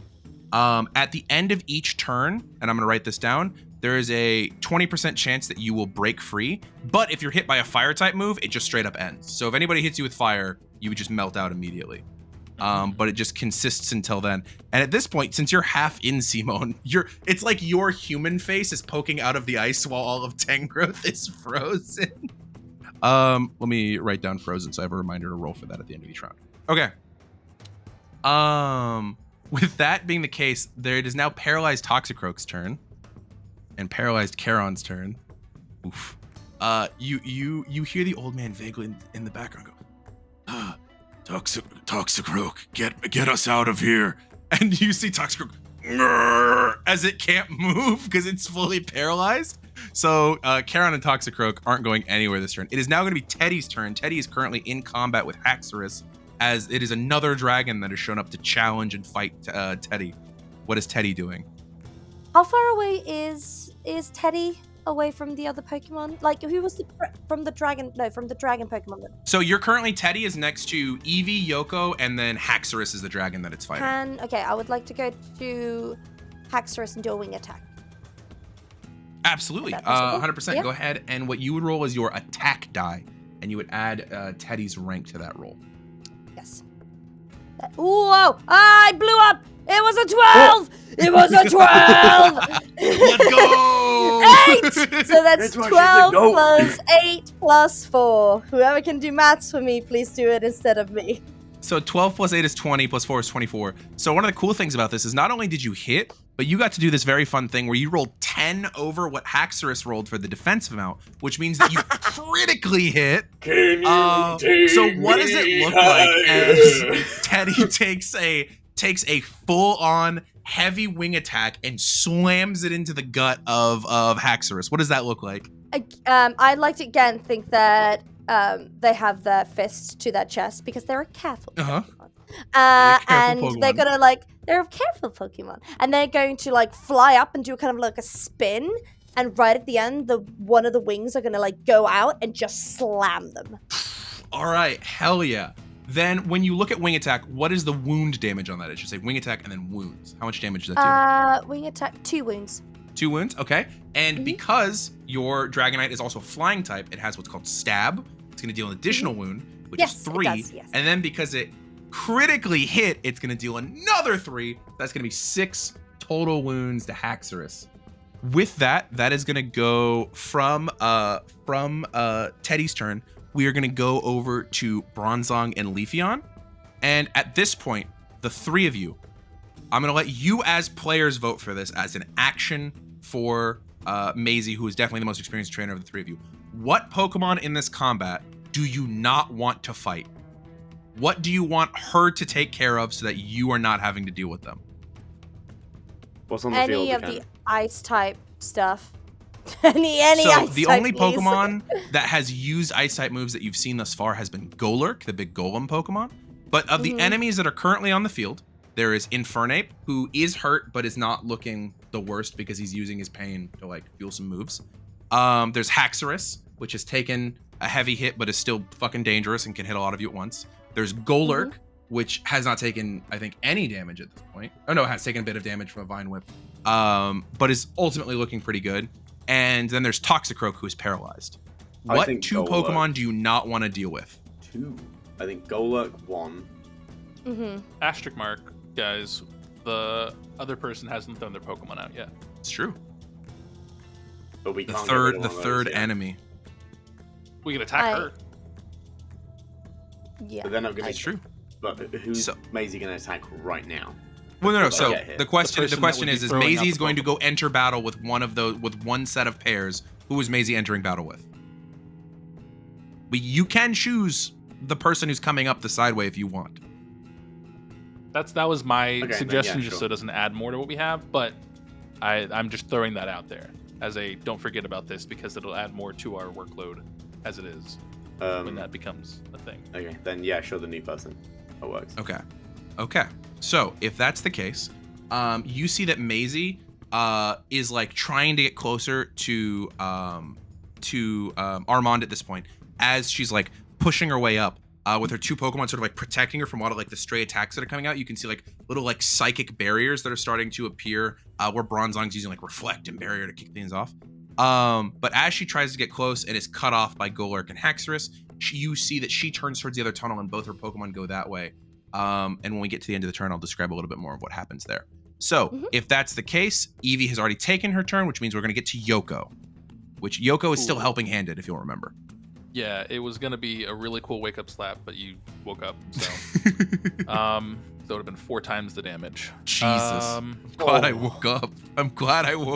Fuck. How hurt does Infernape look? Infernape, in terms of, you're not sure what friendship I'm currently rocking on Infernape, but in terms of wounds, needs 1 more before. I'm personally counting on the fact that my dad's a fucking abusive trainer, that the friendship's not going to be too high. Abusive to a legendary. He had to have accomplices at some point. Oh, don't say that. Okay. Mhm. I am going Not all Pokemon to are good. have Yoko try to hit the Infernape with a Bubble Beam. Okay. All right. That's special attack. Yeah. Okay. So that's going to be 10. 10. Okay. So go ahead and describe what that looks like. Cool. So I think Yoko is going to, with the adorable power of friendship that it got from Evie in the Helping Hand, it's going to start to get all giddy, and then its cheeks are going to swell up, and it shoots out these like cacophony of bubbles towards this Infernape, each of them popping and getting louder and louder until one really big bubble just like smacks it in the stomach. And that will do 2 wounds plus stab plus the Helping Hand would be 2 major wounds. Jesus. And then I guess 2 major wounds are when do you double it? You Is double it before or after all the wounds have been added. Okay, so then it's 4 wounds then because it's weak to water, right? Yeah, it is weak to So water. 8. Oh, just clearing me out of friendship in one fucking fell swoop. Let's go. All right. Yeah. Jesus. Okay. And then it may lower its speed. Okay, I'll roll HP because that actually matters here if its speed gets lower. Yes, get lower than Ava, please. Come Oh, on, I that's can finish Okay, this. okay. Where's my D8s? There's a D8. All right. Okay, what'd you roll? 8. 8. Oh, thank God. I have a 12, so I succeeded. My speed is not lowered. But holy shit. At that point, as it like bursts in, you see Infernape has like been using the blaze to like, it's gonna get ready to release some sort of big blast. But just immediately, boom, boom, boom, boom, boom, boom, boom, lit up with bubbles. You do hear when the bubbles hit a little like jingly noise as the shell bell that Yoko has will heal it. Okay. So it'll heal 1/3 of the damage dealt. So Okay, so 8, so that's gonna be 1/3 2. of 8. Yeah. Cool, though. Oh, wow. Okay. That is all of the Pokemon in the order. Real quick, all Pokemon on the field are gonna take a wound. Means Infernape is gonna go down. Yay! Axis is gonna take a wound. Golurk is gonna take a wound. Toxicroak is gonna take a wound. Don't forget that all of your Pokemon are also gonna take a wound from the hail. Oh. Because I don't believe any of them are ice types. Nope. No. Can I? None of them have been wounded Can yet. I help out?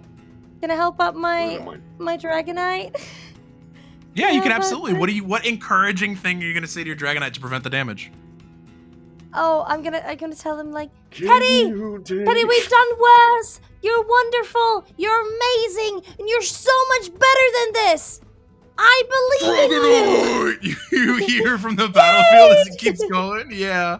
Okay. Yeah. And as we get to the end of the round as well, we need to roll for Frozen on Simone.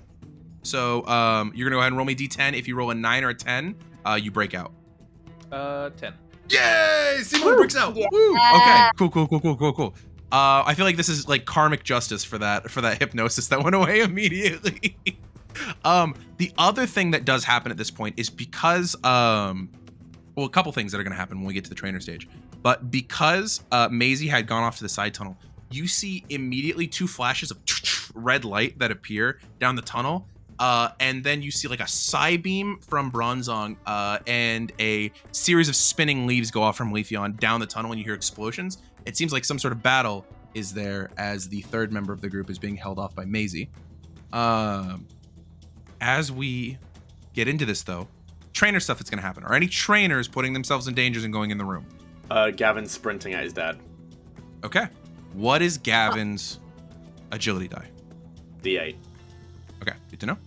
Hulda, Harper, are you doing anything at this point? Are you putting yourself in danger? No, she's not. But I would like to take Sarge out. Am I allowed to have 3 Pokemon on the battlefield? You can have them out. You can only have 2 in a battle, unfortunately, at any given time. So you No can, worries. when That's it gets okay. to one of your other Pokemon's turns, you can return them and swap them out for a new Pokemon. But unfortunately, Perfect. you can only battle with 2 of your Pokemon at a time. Because that's No just like a worries, skill level thing. Okay. That's okay. Anton, you're already on the battlefield. Are you doing anything now that you're not frozen? You could leave your Iron Man Did I suit. take is all I'm damage saying. from the hail? Okay, then I'm good. Okay. I'm like, I think objectively in the safest place. Yeah, you're I can in a think of. massive cushion. Okay. Well then, you said you have a D8, Yep. Gavin? Okay. Okay. So we're gonna roll off, you and I. Oh, he's gonna beat me because he's got a million fucking badges. That's an 8. 38. Yes, he is going to at this point, as you start like sprinting, and you're like running through the battlefield at this point. So there's like, Dragonite flying overhead, Haxorus doing outrage. At this point, as you go by, you get sprinkled with ice as Seymour like bursts out of the frozen. Quick command, do I? No, you don't, unfortunately. But at this point, you can see that your father doesn't even send you a scathing look. He just sort of disregards your presence and steps backward into the doorway that icy wind is still coming out of and causing all of the hail. And you all see a flash of light on the other side of the door, and there is, instead of like a slam or a big burst of energy, you hear the lightest sort of low harmonic note of like a ooh. But you hear that immediately beginning to echo from the chamber, and all of you feel this sort of like immense sort of energy in front of you. I don't know how to describe it other than you feel exceedingly safe for just a moment as that flash of energy comes out. And then you feel that energy immediately conflict with the sort of cold that's in the air. It seems like outside of your vision, Armand Kingsley may or may not have released his own pocket legendary in the form of Cresselia. And there may or may not be something of similar power level on the other side of that door that he may or may not be fighting at the current moment. So what this means is that there is now the goal of you either need to finish or get through this battle to attempt to change whatever is happening on the other side of that door. Is everyone clear on the stakes of this battle currently? Yes. Okay. So as we get back to the top, Infernape is no longer in the battle. Immediately returned to the ball on the waist as that happened because Infernape got taken out. Let's see, I don't need to worry about Skuntank or Golbat. So as we get to the top, is anyone using another priority move? Can Ava get through that door? At the current moment, you're not sure if she could fit. No, especially because you made her so big. Okay. No. No.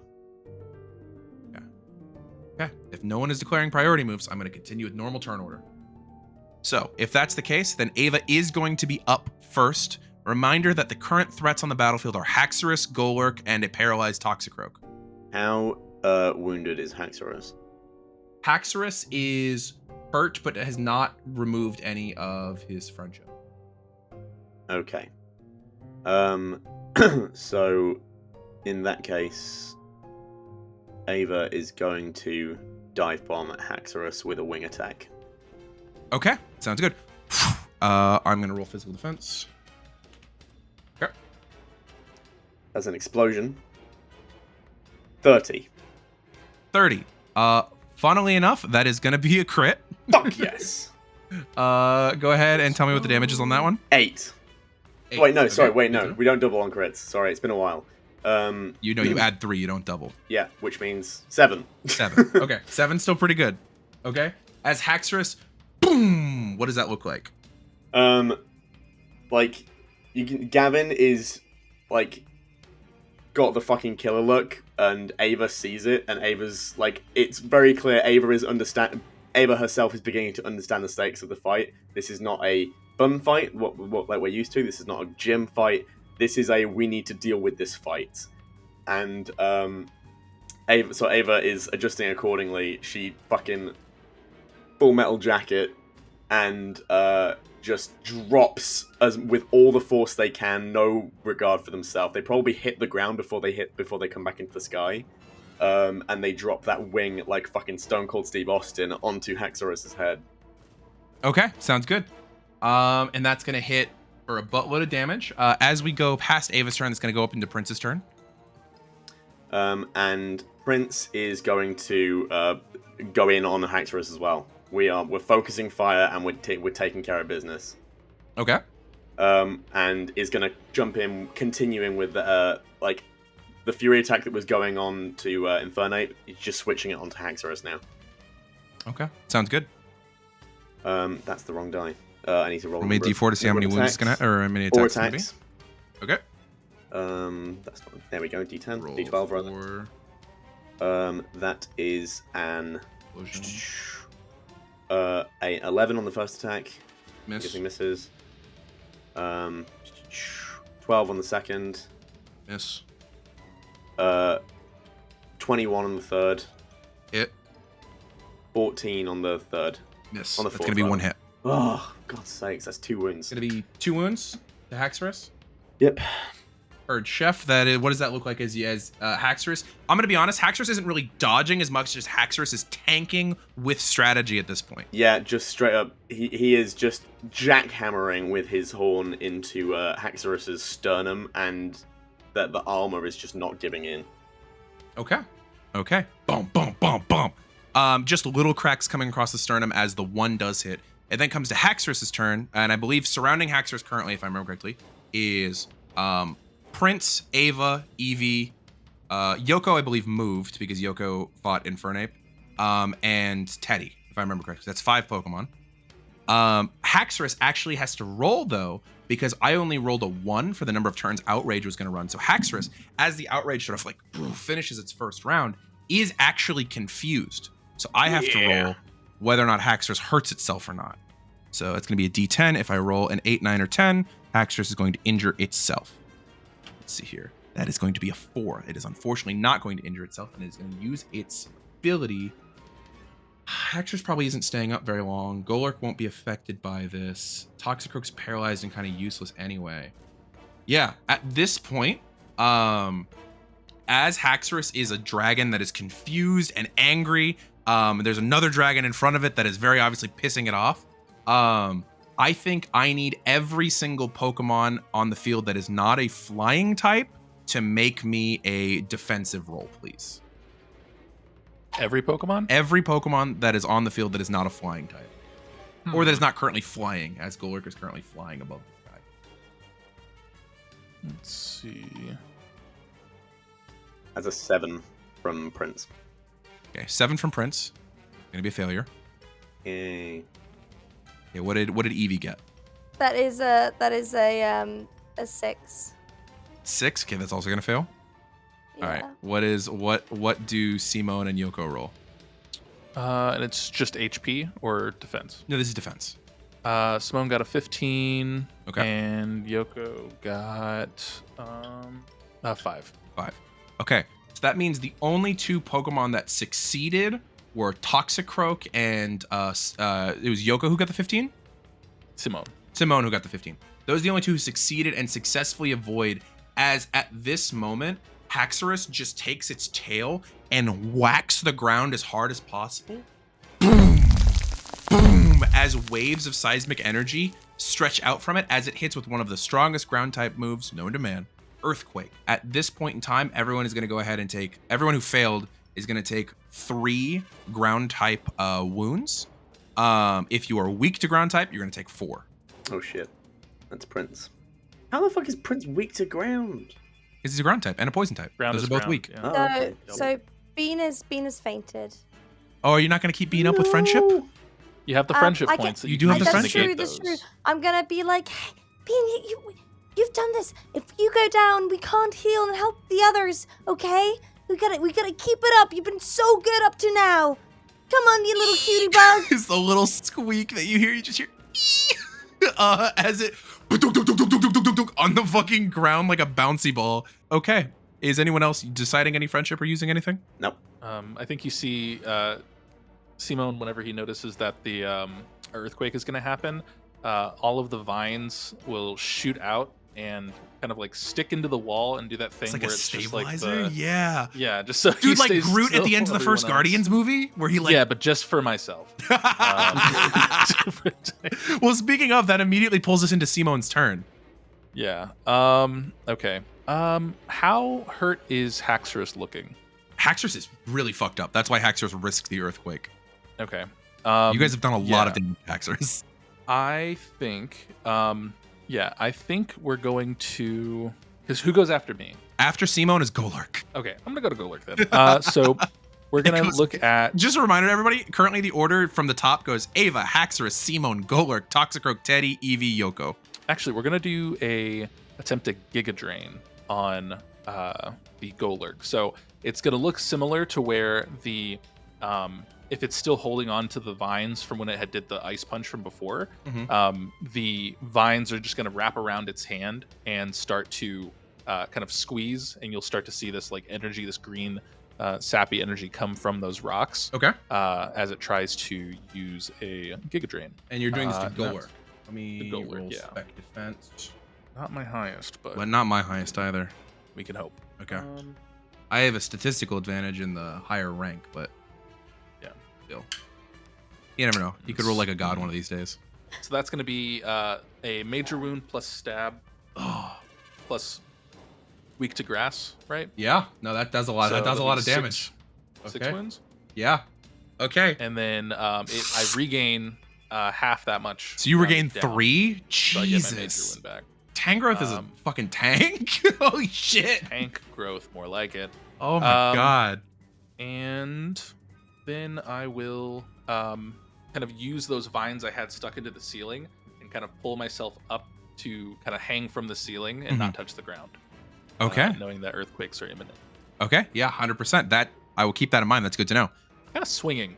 Just Yeah. so there's You're movement like and you're I'm like not just a Spider-Man. pinata. Yeah, you're great. Yeah. You're great. Okay, with that is going to go to Golurk's turn. Golurk is not looking great after all that. Let's see here.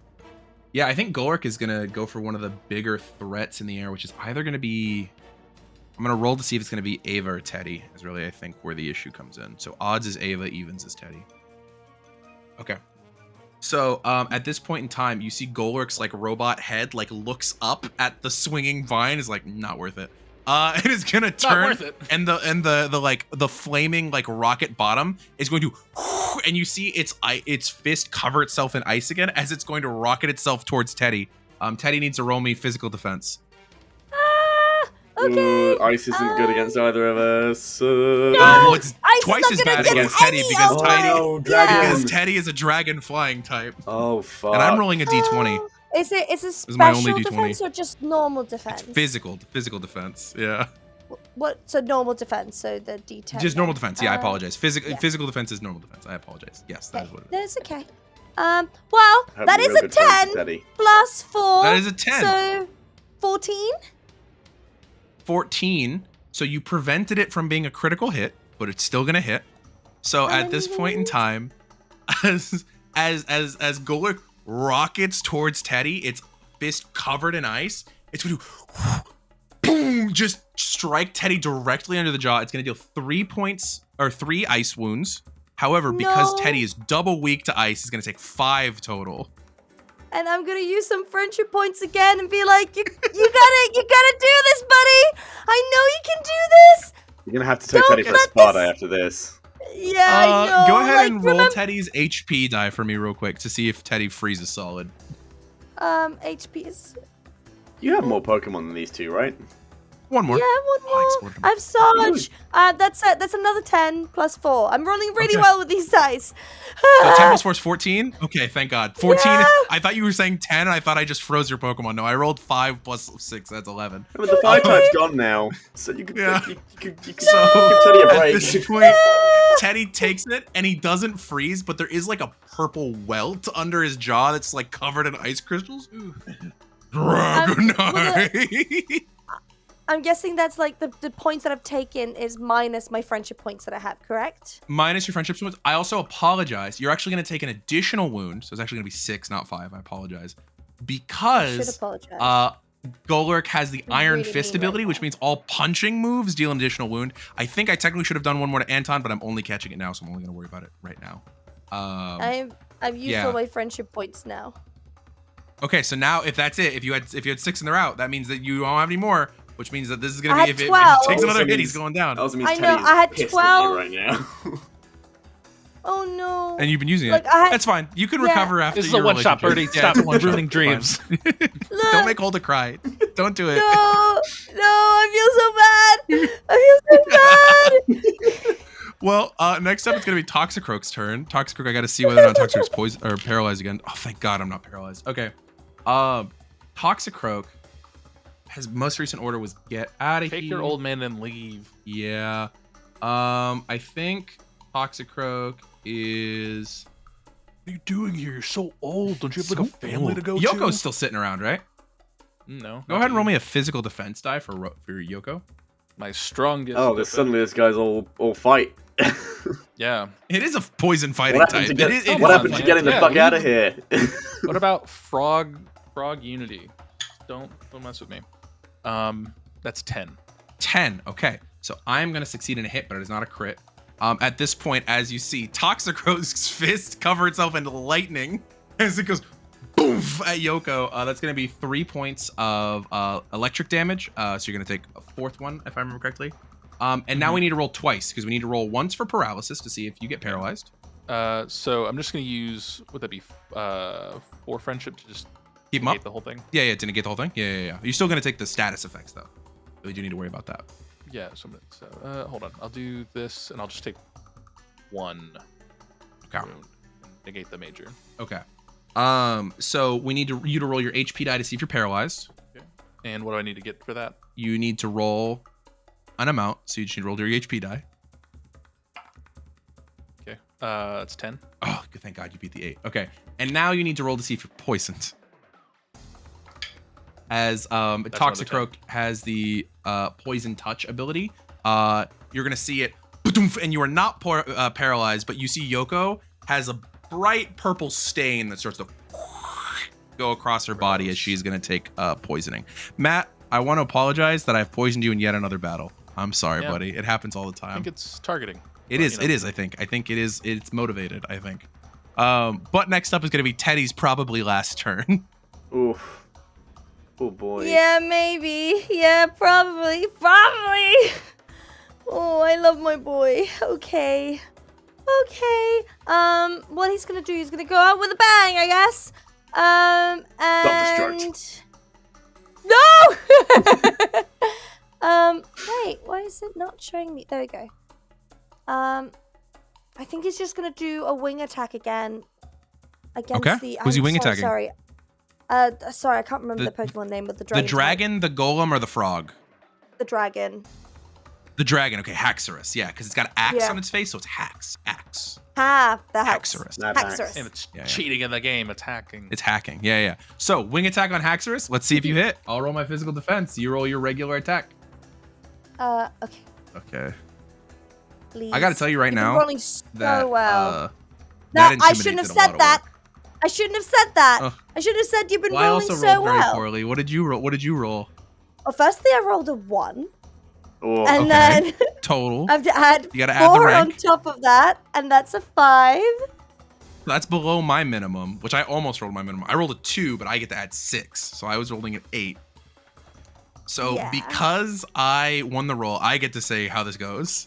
As Teddy no, goes for my like another one of those careful wing attacks, but having the fists pulled in and being careful about everything means Teddy's overthinking. And Haxorus in this blind fucking rage is just all instinct, like ultra instinct right now. Just ducks out of the way and totally avoids Teddy's probably last attack, considering we still have a hail to get through this round. Is there Oh, any no. possibility? I know that I've just used my to take Teddy into the Pokeball and switch to charge, or is that charge, or is that You can do that on Eevee's turn if you want to use Eevee's turn to switch out the thing, because you've already used your turn, Yeah. unfortunately, for Teddy. That would be But great. as we go That'd into be great. Eevee's turn, do you want to use Eevee's turn to swap out? Yes, I would like to use Eevee's turn to swap out Teddy and put Sarge in. Absolutely. Go ahead and roll a speed die for Sarge, please. Speed. And now That you'll is a still be 6 able to plus fly out of 3. here around this half. And the 6 is 6 plus does that 3. explode? Because that's Yeah, it does. the D6. Yeah, it does explode. And 4. So that's a 10 plus 3. That's going to so be 13. Oh my god. Sarge was ready. comes in Sarge before was fucking Haxorus. ready. Holy shit. Holy shit. Let's Sarge is go. fucking ready to go. Okay, that's going to be Eevee's turn as well. It's going to go to Yoko's turn. What's Yoko doing? Okay. Yoko is. Oh, no. I'd also like to comment, Matt, I regular poisoned you. I didn't toxic. I want you to know the team Doesn't that make you it guys better. didn't have to deal with Doesn't is 2 doesn't make it Pokemon better. that both had toxic on them. Who is looking the lowest? Of the enemies? Oh, dude, they're Yeah. pretty fucked up. Probably Haxorus, I would say. Yeah, Haxorus Okay. definitely. Axorus has been getting brutalized by a dragon for the past 2 rounds. Okay. I think we're gonna go ahead and try a bubble beam on the Haxorus. Okay. Yeah, absolutely. I'll roll spec defense. Go for that. Alternatively, how effective would water be on Golurk? You do know that it's a ground type. You do know that it's a ground type. You suss that out from your use of grass type moves. Yeah, I feel like Sarge will avenge Teddy. We'll avenge Teddy on Haxorus, so you're gonna go for Golurk. Yeah, let's instead? go for Golurk. Let's go for Golurk. and Go for Golurk. You It's are not gonna- Golurk. I feel like Golurk would answer the phone going like it's like No, weird I think Rocky Golurk goes is Sorry more about the like sounds. rada rada rada rada. It's like Schnitzel. Schnitzel? Yeah. Schnitzel, is that you? Yeah. Okay, so yeah, Good we're gonna chowder go bubble beam. Bubble beam. Okay, I've rolled mine. Bubble bath. Okay, that's gonna be 9. That is gonna meets it, beats it. Let's go. Let's fucking go. So gonna be a 3 that's plus gonna 6 be on my end. That'll be 2 wounds plus stab. So it's a major wound. That's all of my math, and then you add any Jesus. extra damage. Yeah, and then an extra one, so I gotta pop off 4 friendship. I hate that. Okay, so that's 4 in total. It does 4 in total. Damage. Yeah, because Okay, it does an cool. extra one from being a ground type. And then yeah, basically I think Yoko looks up and sees we're in pendulum mode in the sky, and then just sets up a aerial defense around us of a bunch of bubbles. So as Golurk tries to fly closer towards the other Pokemon in the sky, it can pop into those balloons, and it'll be like instead of it being aquatic mines underground, they're bubbles It's like in the aquatic sky. Yeah, I see what I see Yeah. what you're going for. I see what you're going for. And it'll fly into that, and then you'll hear a little chingling as Chingling. it heals. I think just 1, right? 1. It's a third of minimum 1. Yeah. Yeah. So Yeah. unless Okay. you want to give me 2, then, No, why would I do that? That's not how math works. I don't know. Nice to Um, me. Okay, now that we're getting to the end of the round, though, there's a couple of things that need to happen. The first thing that we need to keep track of, though, is the battle between legendary Pokemons that's happening on the other side of the wall from you guys. So what I'm going to do is I'm going to roll 2 d20s, each one representing one of the legends, and they each have a pool of sort of wounds that they can take from the other. And basically, whoever wins, one of 2 effects is going to take place that specific round. So for this first round, as you guys are in this battle, there is a pulse of like woof of like purple light that seems to just flood outwards from the crack in the doorway. And you feel extremely safe and like full and content. And every single Pokemon, enemy and friend, and every single trainer is going to regain 1 wound of damage. Yeah. I would say we probably just skip over it because of the ice thing, right? That's gonna Well, take the away reason that 1. this matters, that you grab it, is because if any of your Pokemon were about to go down from the ice thing, it matters that this happens first. Oh, that makes sense. That Yeah. makes sense. Wait, all of our Pokemon or just Anton's Pokemon? All the Pokemon that are on the field, Cool. currently. Perfect. Yeah. Bean. All of your Pokemon, as you're all hit with this wave of positive energy coming off of Cresselia on the other side of the door, as Cresselia is going to win the first round of combat against the other Pokemon that is back there. Some good and some bad things are happening. The next thing that's going to happen is hail is going to bombard all of you now that you're all on the battlefield, except for Anton, who's safely in a little bubble of vines. So both trainers, both of you are going to take a wound from the hail. And then all of the Pokemon that are out are going to take a wound from the hail. Lastly, Yoko is going to take 1 wound from poison. And then we come to the trainer stuff. Trainers, are you guys going anywhere? Or are you doing anything currently other than trying to not get killed in this Pokemon battle? Can I get through that door? You can get up to the door and then we'll talk about it. Could Harper take like? I think maybe Harper gets a bit scared of like all the ice stuff, and she's gonna duck and just catch Eevee. Okay, Can she do 100%. that? Mhm. Yeah, absolutely. Yeah, Eevee's in your arms. Okay, Anton, are you just still snuggling up there in your vines? Okay. Cozy. At this point, there is still the battle going on at the hallway where you can see Maisie at this point has fully given you guys the trust of handling the battles there. As she is battling, you occasionally hear like vicious psychotic shouts happening down that hall. And you hear, "Hey, that tickles!" And every once in a while you see a flash of like maybe bright red hair down the hall. But unfortunately, that trainer is not currently in this battle. It's not familiar. That'd be fucking hilarious. Vermilion's evil twin. Somewhere else right now. Okay, if Viridian. Viridian. Kill you. Hulda, to explain the two towns in Kanto, Viridian and Vermilion, we fuck them up pretty often. But there's also a character called Vermilion, which means we call them Viridian constantly. It's fucked. You mind? Shut up, you do too.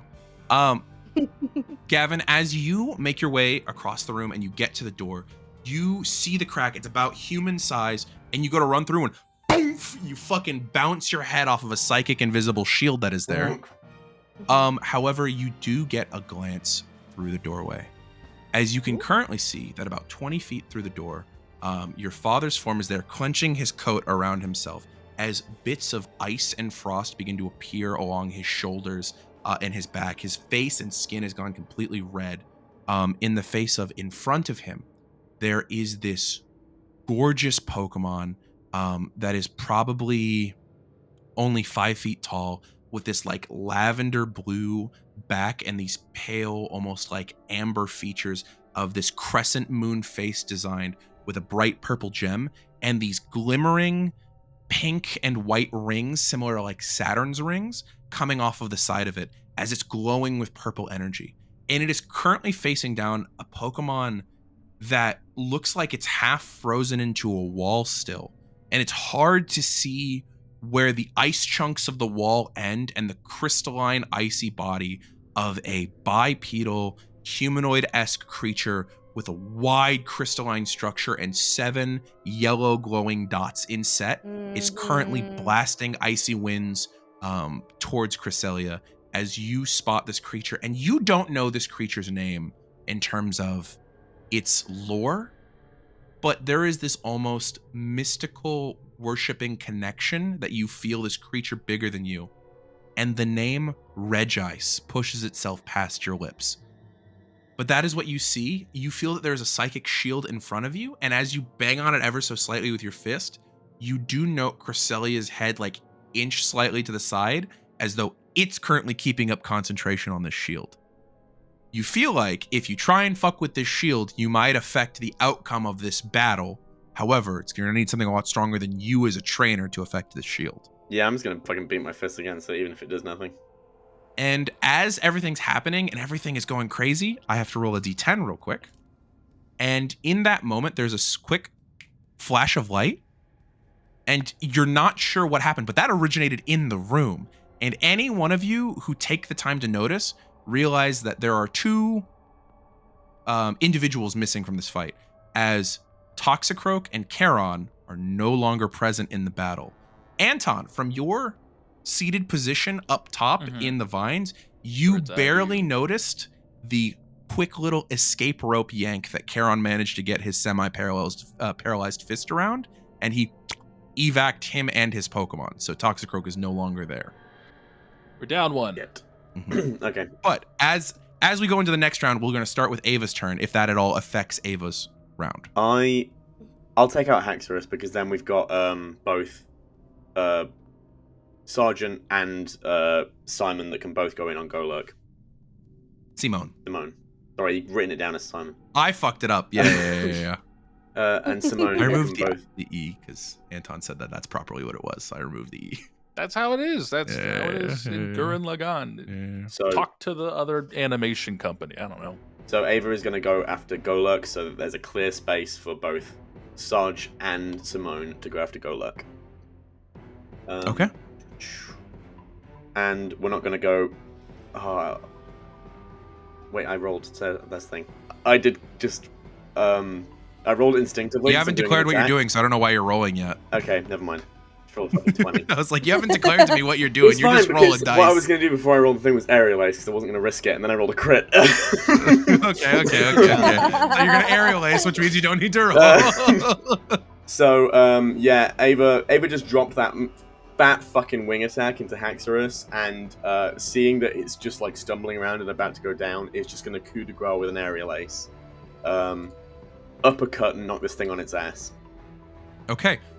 Yeah. It hits Haxorus, and you can see that the like axe-shaped jaw goes up, and it's a good thing you scooped Eevee out of the way, because where Eevee previously was, it goes No, and I lands just had on a its feeling back, out of and mother's instinct. it vanishes as it is defeated. All right, that is going to be Haxorus gone. We're now going to go to Prince. The only enemy remaining currently is Golurk. Prince's turn. Oh, I should have warned you guys about the fucking psychic thing. I thought this would take longer. That's why I was Sorry. like, That's maybe shout it That's out, crazy. please. The trainer Wait, turns at Prince's the end turn. though, so you could use Prince's turn to warn everybody if you want. I'm gonna command Prince and say, Prince, attack this barrier, and hopefully that'll Okay. do everyone in. The two of you, Harper and Anton, both clock that as trained rangers who are used to dealing with high stress situations. You both clock that statement as Prince is going to. Don't worry about using PP or rolling attacks. Okay. Specifically, it is what Pokemon you are designating to attack the barrier each round. So that's one Pokemon thus far that is being used to attack the barrier. As Prince gets up there, you can narrate what move he's using, but don't worry about marking off PP or anything like that. He's just fury attacking, just boom, boom, boom, boom, boom with his fists. As Prince starts bashing in, next up is going to be Sarge. There is one enemy left, and you've seen that Prince is being used to attack the barrier. What is Sarge doing? Look, there is obviously Leaf Storm. So I'm gonna go out with a bang. Like Sarge has been like shaking in the Pokeball, knowing there was a battle. Like, you felt it tremoring on your hip the whole time. Yeah, it was like so he needs to like release me. Well, that's why like 13 on speed. When I got him out, he was just bolted there, and he is like almost like and he could say Ivy Sword, and there's just like a whole like Leaf Storm that happens. He just explodes. It's too much. Absolutely. Please roll me a regular attack roll, please. Yes. It's a special attack, or is it regular? Oh, it's attack? a special. I apologize. Roll special. I misread that. Yeah. Please roll me a special attack die, please. You know what's hilarious? This is gonna fuck me up. That's what's hilarious. Let's see here. Perfect. That's what I like to hear. So that is a 9. I rolled a 9. However, it is 5 wounds.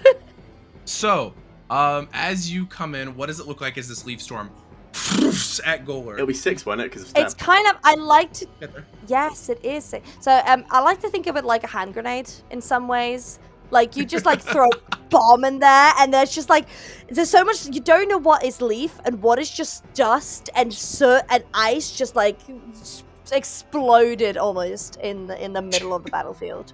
Hope no one has hay fever. That's fucking awesome. And as Golurk, there's like this like shrapnel bomb of leaves. And that is going to go ahead and drop Golurk out of the combat. However, that is not going to end combat in total, as you see that there are still stakes into what we're going into. So as you are all there, Golurk disappearing as it has just been defeated. All of your Pokemon are still out. But again, combat is not over, because there is still this feeling of two very powerful forces in conflict in the next room over. At this point, though, you do hear one more last explosion, and you hear, "Screw you guys! I bet you Armand can take you on his own." And there's a flash of light, and whoever Maisie was fighting disappears. Fucking as that cowards. is a mystery for the audience. I hope, though, fans of the Pokemon franchise might be able to guess as to who that was. So, Was it Jesse? As we get as we get to this portion, though, the other 3 of you who are not at the door can run up to the door and be able to see that there is this psychic barrier that is happening, and you can see that there's currently this battle of two forces happening on the other side of the door. As flashes of light and moonbeams intersect with moments where the air will almost crystallize with no moisture present and create massive glaciers that slam into the ground, all while Armand Kingsley is battling this Pokemon that you all instinctively in the bottom of your souls know to be called Regice. As these two legendaries battle, you can see now that Prince banging on the psychic barrier, attacking it, seems to be upsetting Cresselia's concentration in the fight. The other Pokemon that are present are you guys, with the exception of Ava, because she's the only one. Oh, Ava and Sarge, because they're the only two who have gone thus far. Are you guys going to throw any of the rest of your Pokemon at this shield, trying to mess with it? Yes. Yes, Anton. What are you doing? I think as Simone and I get close to the door and see that Prince has been punching it, and we can see that it's affecting the that legendary on the other side. I'm gonna. It's gonna look like that Tangrowth goes cross-eyed, but it's just me looking at Tangrowth, and then Tangrowth looking back at me, where the two eyes look back and say, "Are you thinking what I'm thinking?" And the Tangrowth is gonna go.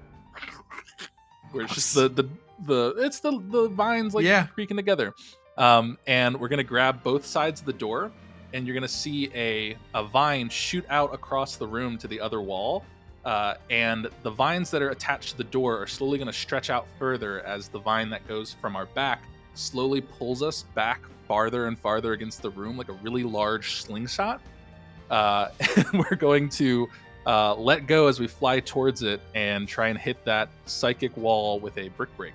Okay.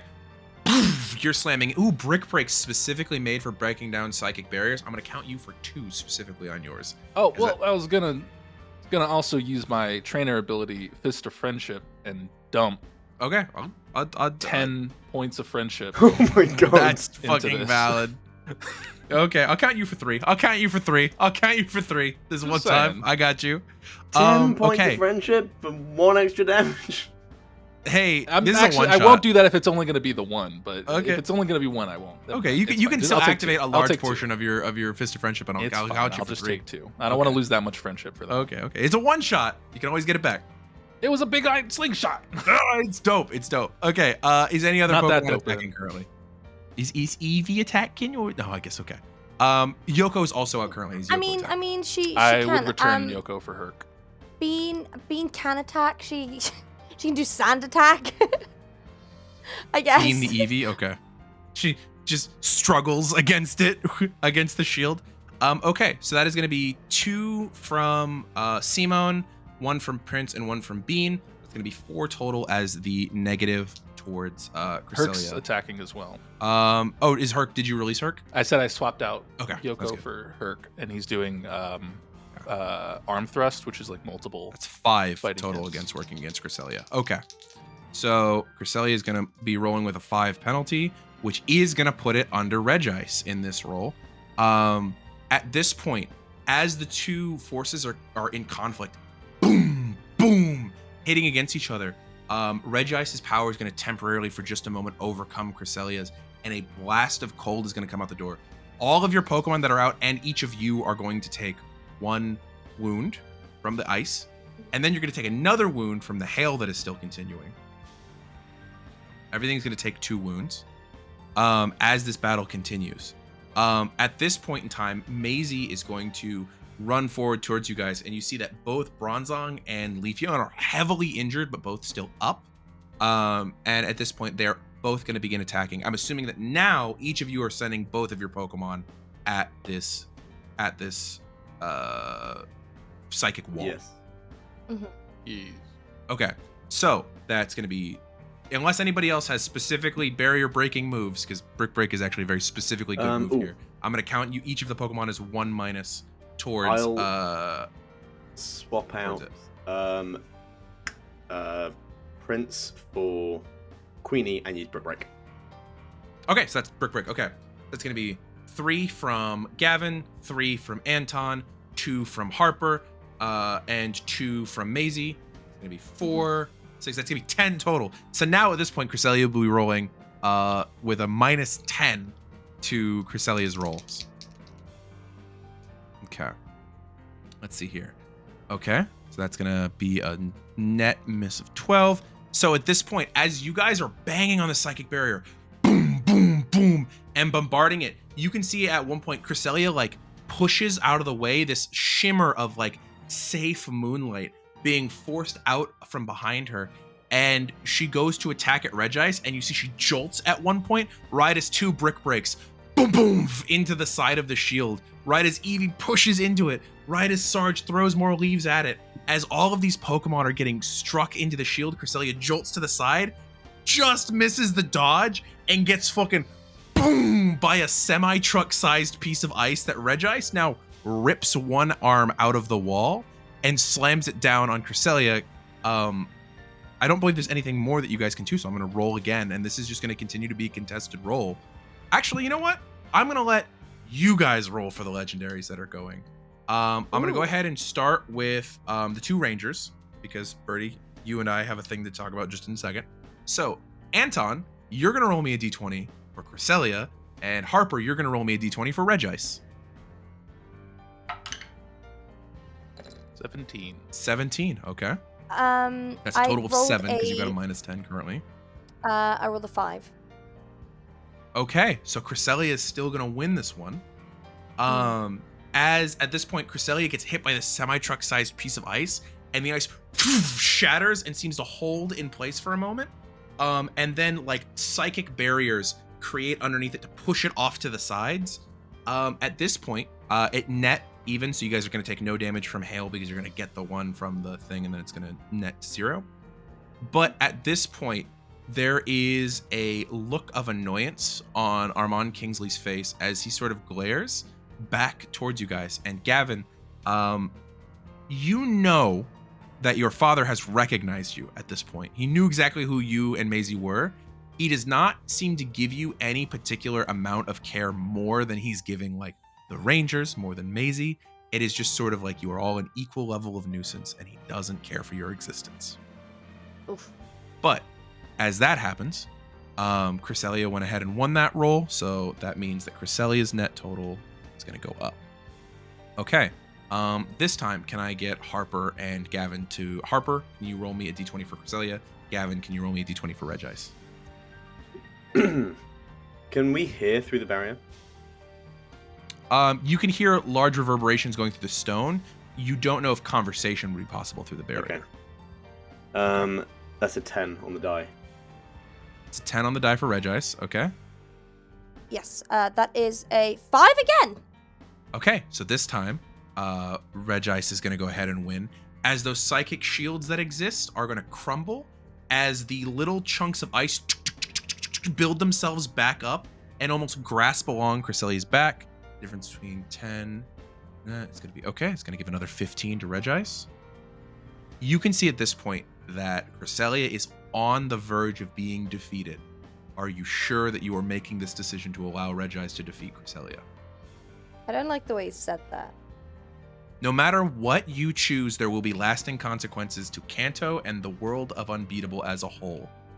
Are you choosing to allow Armand to beat Regice, or not take away from Cresselia? Or are you allowing Regice to beat Cresselia?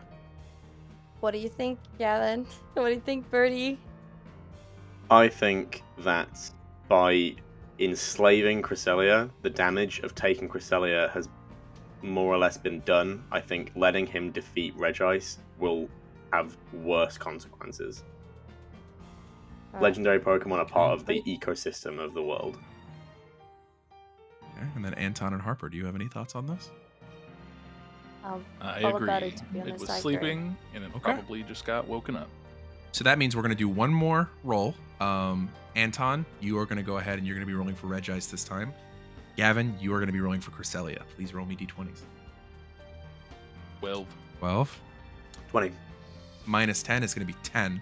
So directly due to your guys' intervention, at this point in time, you can see that Regice rips its other arm free of the wall, and you can currently see this crystalline structured Pokemon with its 7 yellow glowing eyes and its pointed 3-fingered hands pull the chunks of ice out of the wall, and you feel all of that icy wind that had been pushing out stop for just a moment before it brings both of its hands in, and every chunk of ice within that room directly into Cresselia, to the point where the Pokemon in front of you disappears in a moment in a haze of white ice, slush, and snow. And then there is silence for a moment before the ice falls, and a red ball on Armand Kingsley's hip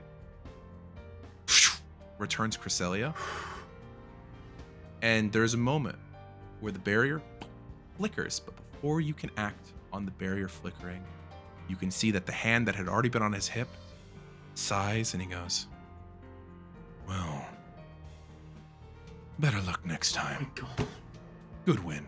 And he just pulls the escape cord on his waist as Armand Kingsley and his Pokemon vanish, leaving you alone in a cavern with a legendary Pokemon that is staring at each of you. I walk out. You You walk just leave- out. What the heck? As you go to walk out, I'm gonna need a moment. I return both my Pokemon. Your immediate instinct was to walk away, so we're having this moment where there is a stillness in the air as Regice looks across the room to the four of you. You see its eyes blink, blink, blink, blink, blink, white and red, and then they return to their yellow state. I'm gonna roll a d20 as to whether or not Regice sees you as hostiles. High roll goes well for you. Low roll goes poorly for you.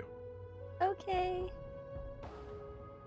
Okay. That's Can nat everyone 20, please roll me right? agility checks? Oh, joy. Oh no. The Pokemon is going to be speed die rolls. Do I roll it or would Simone roll it? Simone will roll this. You're in Simone Okay. right now. In fact, I'll give Simone an advantage for you like being inside. Woo! We work Okay. together.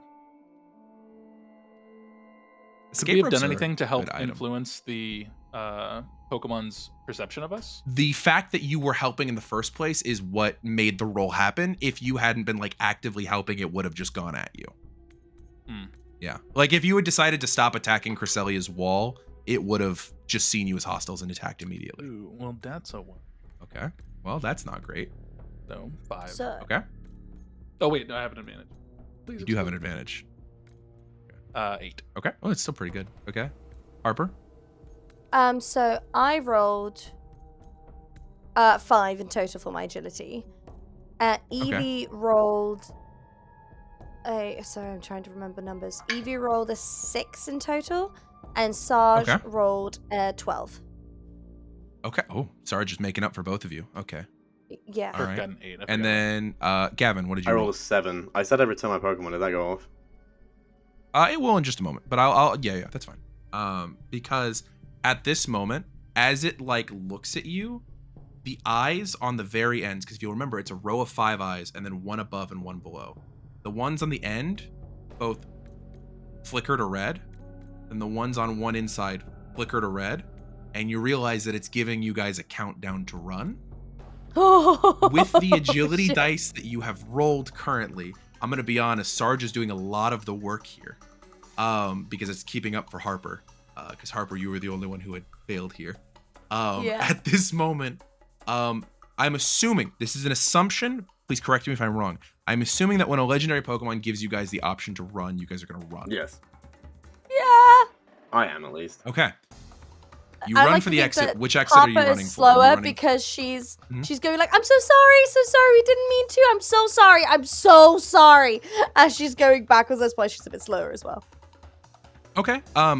Which exit are you running for? Are you running for the one that the other battle is happening in, or the one towards the fountain room? Where we came in, right? I Fun think if we go room. to the one where, so I'm gonna say I think if we go to the one where your sister was fighting, I can just brick break through all that debris because we have no need to be quiet. If we are in the water room and something that this ice creature does makes it even colder, not leaving. Oh, with you're so our body. correct. You're so smart. Big brain. In Big brain. the spur of a moment run, Anton, I feel like, leads via Tangrowth Mm-hmm. and doo, down the other wall. That is actually what I wanted to check, was whether or not you're going to get stuck in the water trap because you guys didn't disable it. You guys are able to get to the other thing. Can you please roll me a physical attack roll for Brick Break? Also, no, Queenie's never longer out. Never mind, I was going to have Queenie roll as well. Queenie's no longer out. Oh, that's Physical attack roll on the Brick Break. terrible. That's a 5. Oh, thank God. Okay. So, it's an inanimate object. You and immediately there's a scatter of rock as it showers across the other way, and you are able to run through that. You do break a fair amount of beautiful tile work. Not what you're worried about right now. As you guys are able to sprint through the rubble room to the entrance hall, where you get up and the front door is currently closed. and you can feel behind you icy wind starting to push. You can flip the switch to open the door, and the door starts to slowly open up. You're not sure if the door is going to open up in time to stop you guys from getting hit by the ice attack that is coming through. Did Armand close it? Because I remember us saying we closed it. You feel like maybe somebody might have been a little vindictive about the fact that you stopped him from catching a legendary. Bastard. Just a little bit. No. I think as the door's coming down, Simone is going to stretch out his 2 long arms and make kind of like a viney rope bridge that everyone can kind of climb up on to get over the door as soon as possible. As he's trying to pull it down to help kind of speed up that. Does process. anyone want to return any of their Pokemon to Yes. make it easier for Anton? Absolutely. She returns Sarge. Okay. Evie goes in her hoodie and she just spolts it. Okay, so that is going to be the only people that are going to be going over it currently are Gavin and Harper, and I'll say that Maisie will return Bronzong and Leafeon.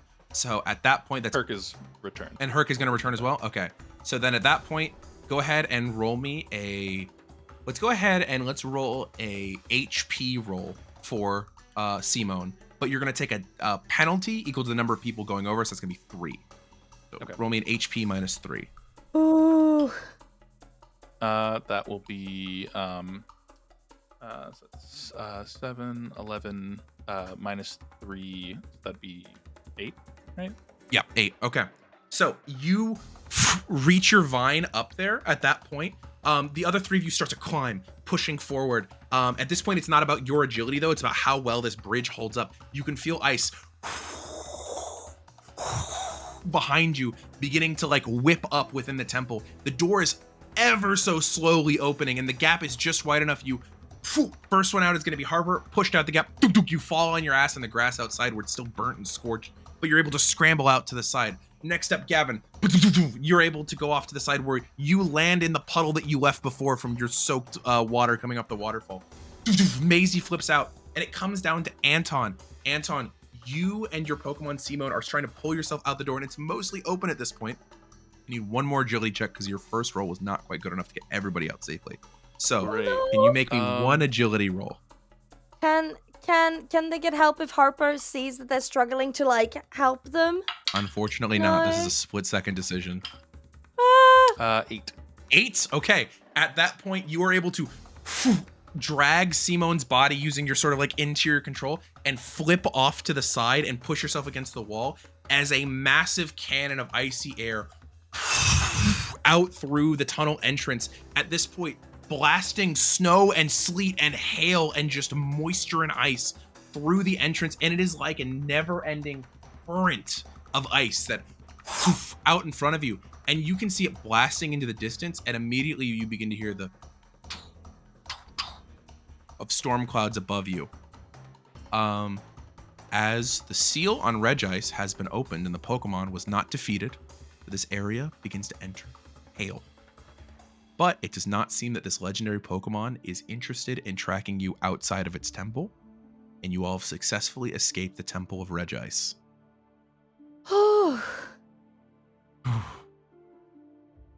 Damn. We should probably call this in. I'm guessing there's no means of. Yeah.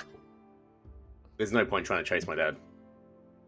So one of the things that you would note, Gavin, you would be semi-familiar with the item, the escape rope, which is like a small teleporting device for local areas where you set something. And you would know that the escape rope that Charon, the unnamed third member of the party, and Armand would have pulled would have brought them here to the front of the temple. And there is a moment where Gavin, being who he is, immediately begins to look around. Did they get anywhere? Can I track their footsteps? Can I look around? But in the face of the overwhelming amount of snow that has just burnt out the front of the temple, and the now storm clouds that are in the sky, you are not able to track your father, Armand Kingsley, nor his associates. And standing next to you, your sister Maisie looks just as upset and just as disappointed. Hey, we did as well as we could in the face of a lot of Yeah. dangerous Pokemon. And I know that this is maybe not the outcome that the two of you wanted, but hey, this was closer than I think both of you have ever been in a long, long time. And this shows that we also know how he fights, which means you'll have the upper hand next time. Oh, I should have Very killed important him. Information has been gathered here. Okay. Well, that's Killing definitely an is a option, but I big think thing. to make up for it, how about, and I'll reach into my pocket and walk over to Maisie and Gavin and give them 2 little pins that say Honorary Ranger badge and just poke that on their shirts and be like, it's not much, but Against her much. better It's judgment, you do pretty- get a smile out of Maisie. You do Look, get a bit of it's a not even, sad, it's not a somber small smile. thing. It's honorary rangers, guys. is big. It's a big deal. It's a that really means big you can travel deal. any this national a forest sticker? within Kanto without any. No, it's a pin. It's We have a budget. No, I we're am confused, rangers, though. not scouts. Those are 2 different things. Yeah. Our father didn't use all of his Pokemon, but I didn't notice them on him either. Which means they were off doing something. He didn't release either his Torterra or his Empoleon. Hmm. Hmm. Okay, what are those? Pokemon from our home region.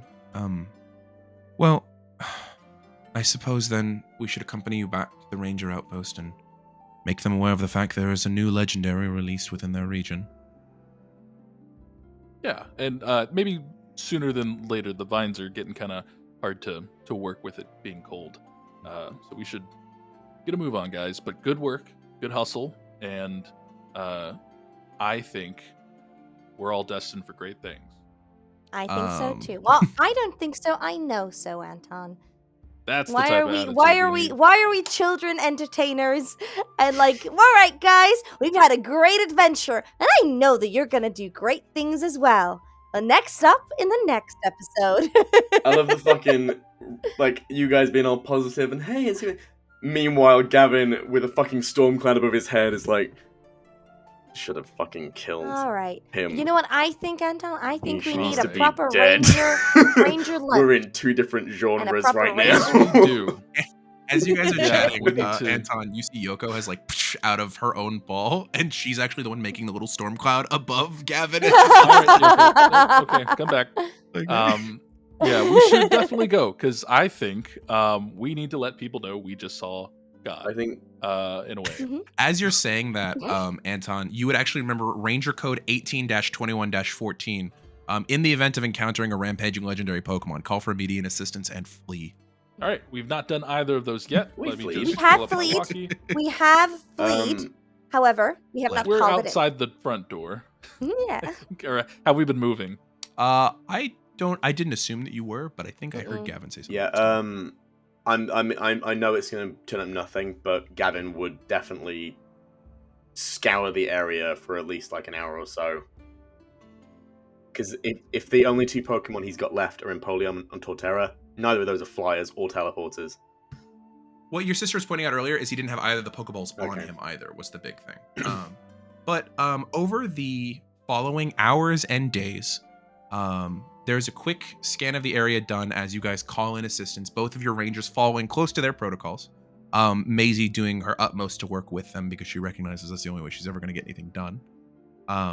But you guys do not find any trace of Armand Kingsley nor his associates. And all that you know is that you did stop him from capturing another legendary Pokemon.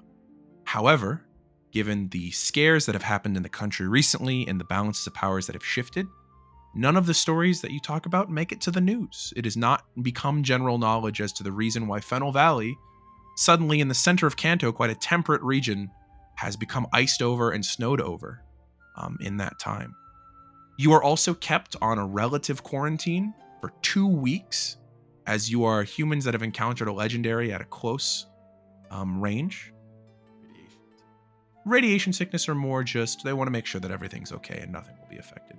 Your Pokemon We are play cared board for. games for 2 weeks. It is 2 weeks of being locked into a room with each other. Only You- that last week I finally learned how the rules of Risk work. I don't think anyone knows how Risk works, just in my we, brain. we spent Oh, we're 2 supposed weeks to be trying to working figure against out. each No, we the spent 2 rules weeks of setting up Risk. the board, yeah. We're about to take the We all first figured out turn, we and then wanna they're like, play. "You're done." I'm like, aww. All right, Aaron, Time speak away. comes where eventually your quarantine is ended, and even though she put on a good face for the three of you during the end of that combat. Maisie does withdraw quite a bit during that time. I believe, but what she's planning to do is she's going to work with Anton and Harper and the rest of the Rangers to attempt to continue to track your father. But there's a moment, Gavin, where Maisie comes over to you, puts a hand on your shoulder, and when it's the final day of quarantine, she goes, "So, you're going back with your friends soon, right?" I don't know what to do. Well, it's not going to help anyone if you're going to laze around and not work on things. You need to train, you need to be stronger. I'm not going to do nothing. I want to get him. And that's my job, and I'll call you when I find him. But you came here to do your journey. I've already done 2 seasons of journeys. I can spend my time doing this. I have our new Ranger friends, and she looks over and sees Harper playing with Evie and Anton just resting on Simone, the Tangrowth. So we're going to continue looking, but I want you to seek out your friends. They went through something similar to what we went through when you left, and I'm sure they could use their friend. All right. We will find Dad. We will track him down, and when I find him, I will call you. In fact, you can even bring your friends along when we do it. Well, we seem to run into trouble a lot, so maybe we'll find him for you. You never know. You never know. Perhaps your friends will run into him. Perhaps they've already have, and you just don't know it because you haven't seen I'll them. be furious if that is the case. Group text chat. Hey, Gavin, think we killed your dad? Corinne hit him on the head with a fire extinguisher. It was wild. The old classic. You didn't have any questions you wanted to ask him, right? Because he is not talking to us right now. But I'll take care of calling Mom, and you should worry about your journey. Hell, if you need to do something immediately, there's a gym right down the road. Go challenge Celadon first, and then head to your friends. Sounds like a plan. I love you. Love you too. Awkward sibling hug.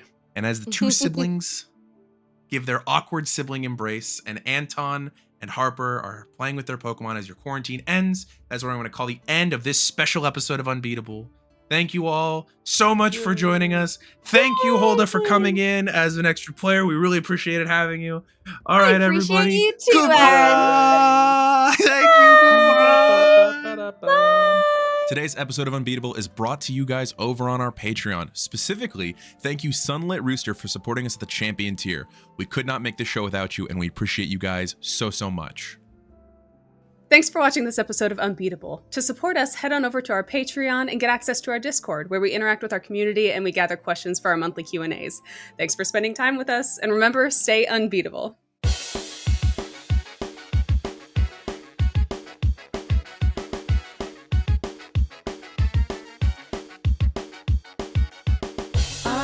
Unbeatable, I'll train until I meet my goal. If stakes are high, no, I won't fold, because I am unbeatable. Earning every badge, whatever it takes, I'm gonna be the best trainer, you just wait. And I know the road ahead looks like it won't be easy. I am unbeatable. Standing by my side, got my friends with me to explore a whole world of possibilities. But no matter what the challenge is, we can overcome it together. Because we are unbeatable, we'll train until we meet our goal. If stakes are high, no, we won't fold, because we are unbeatable. We are unbeatable, we'll train until we meet our goal. If stakes are high, no, we won't fold, because we are unbeatable.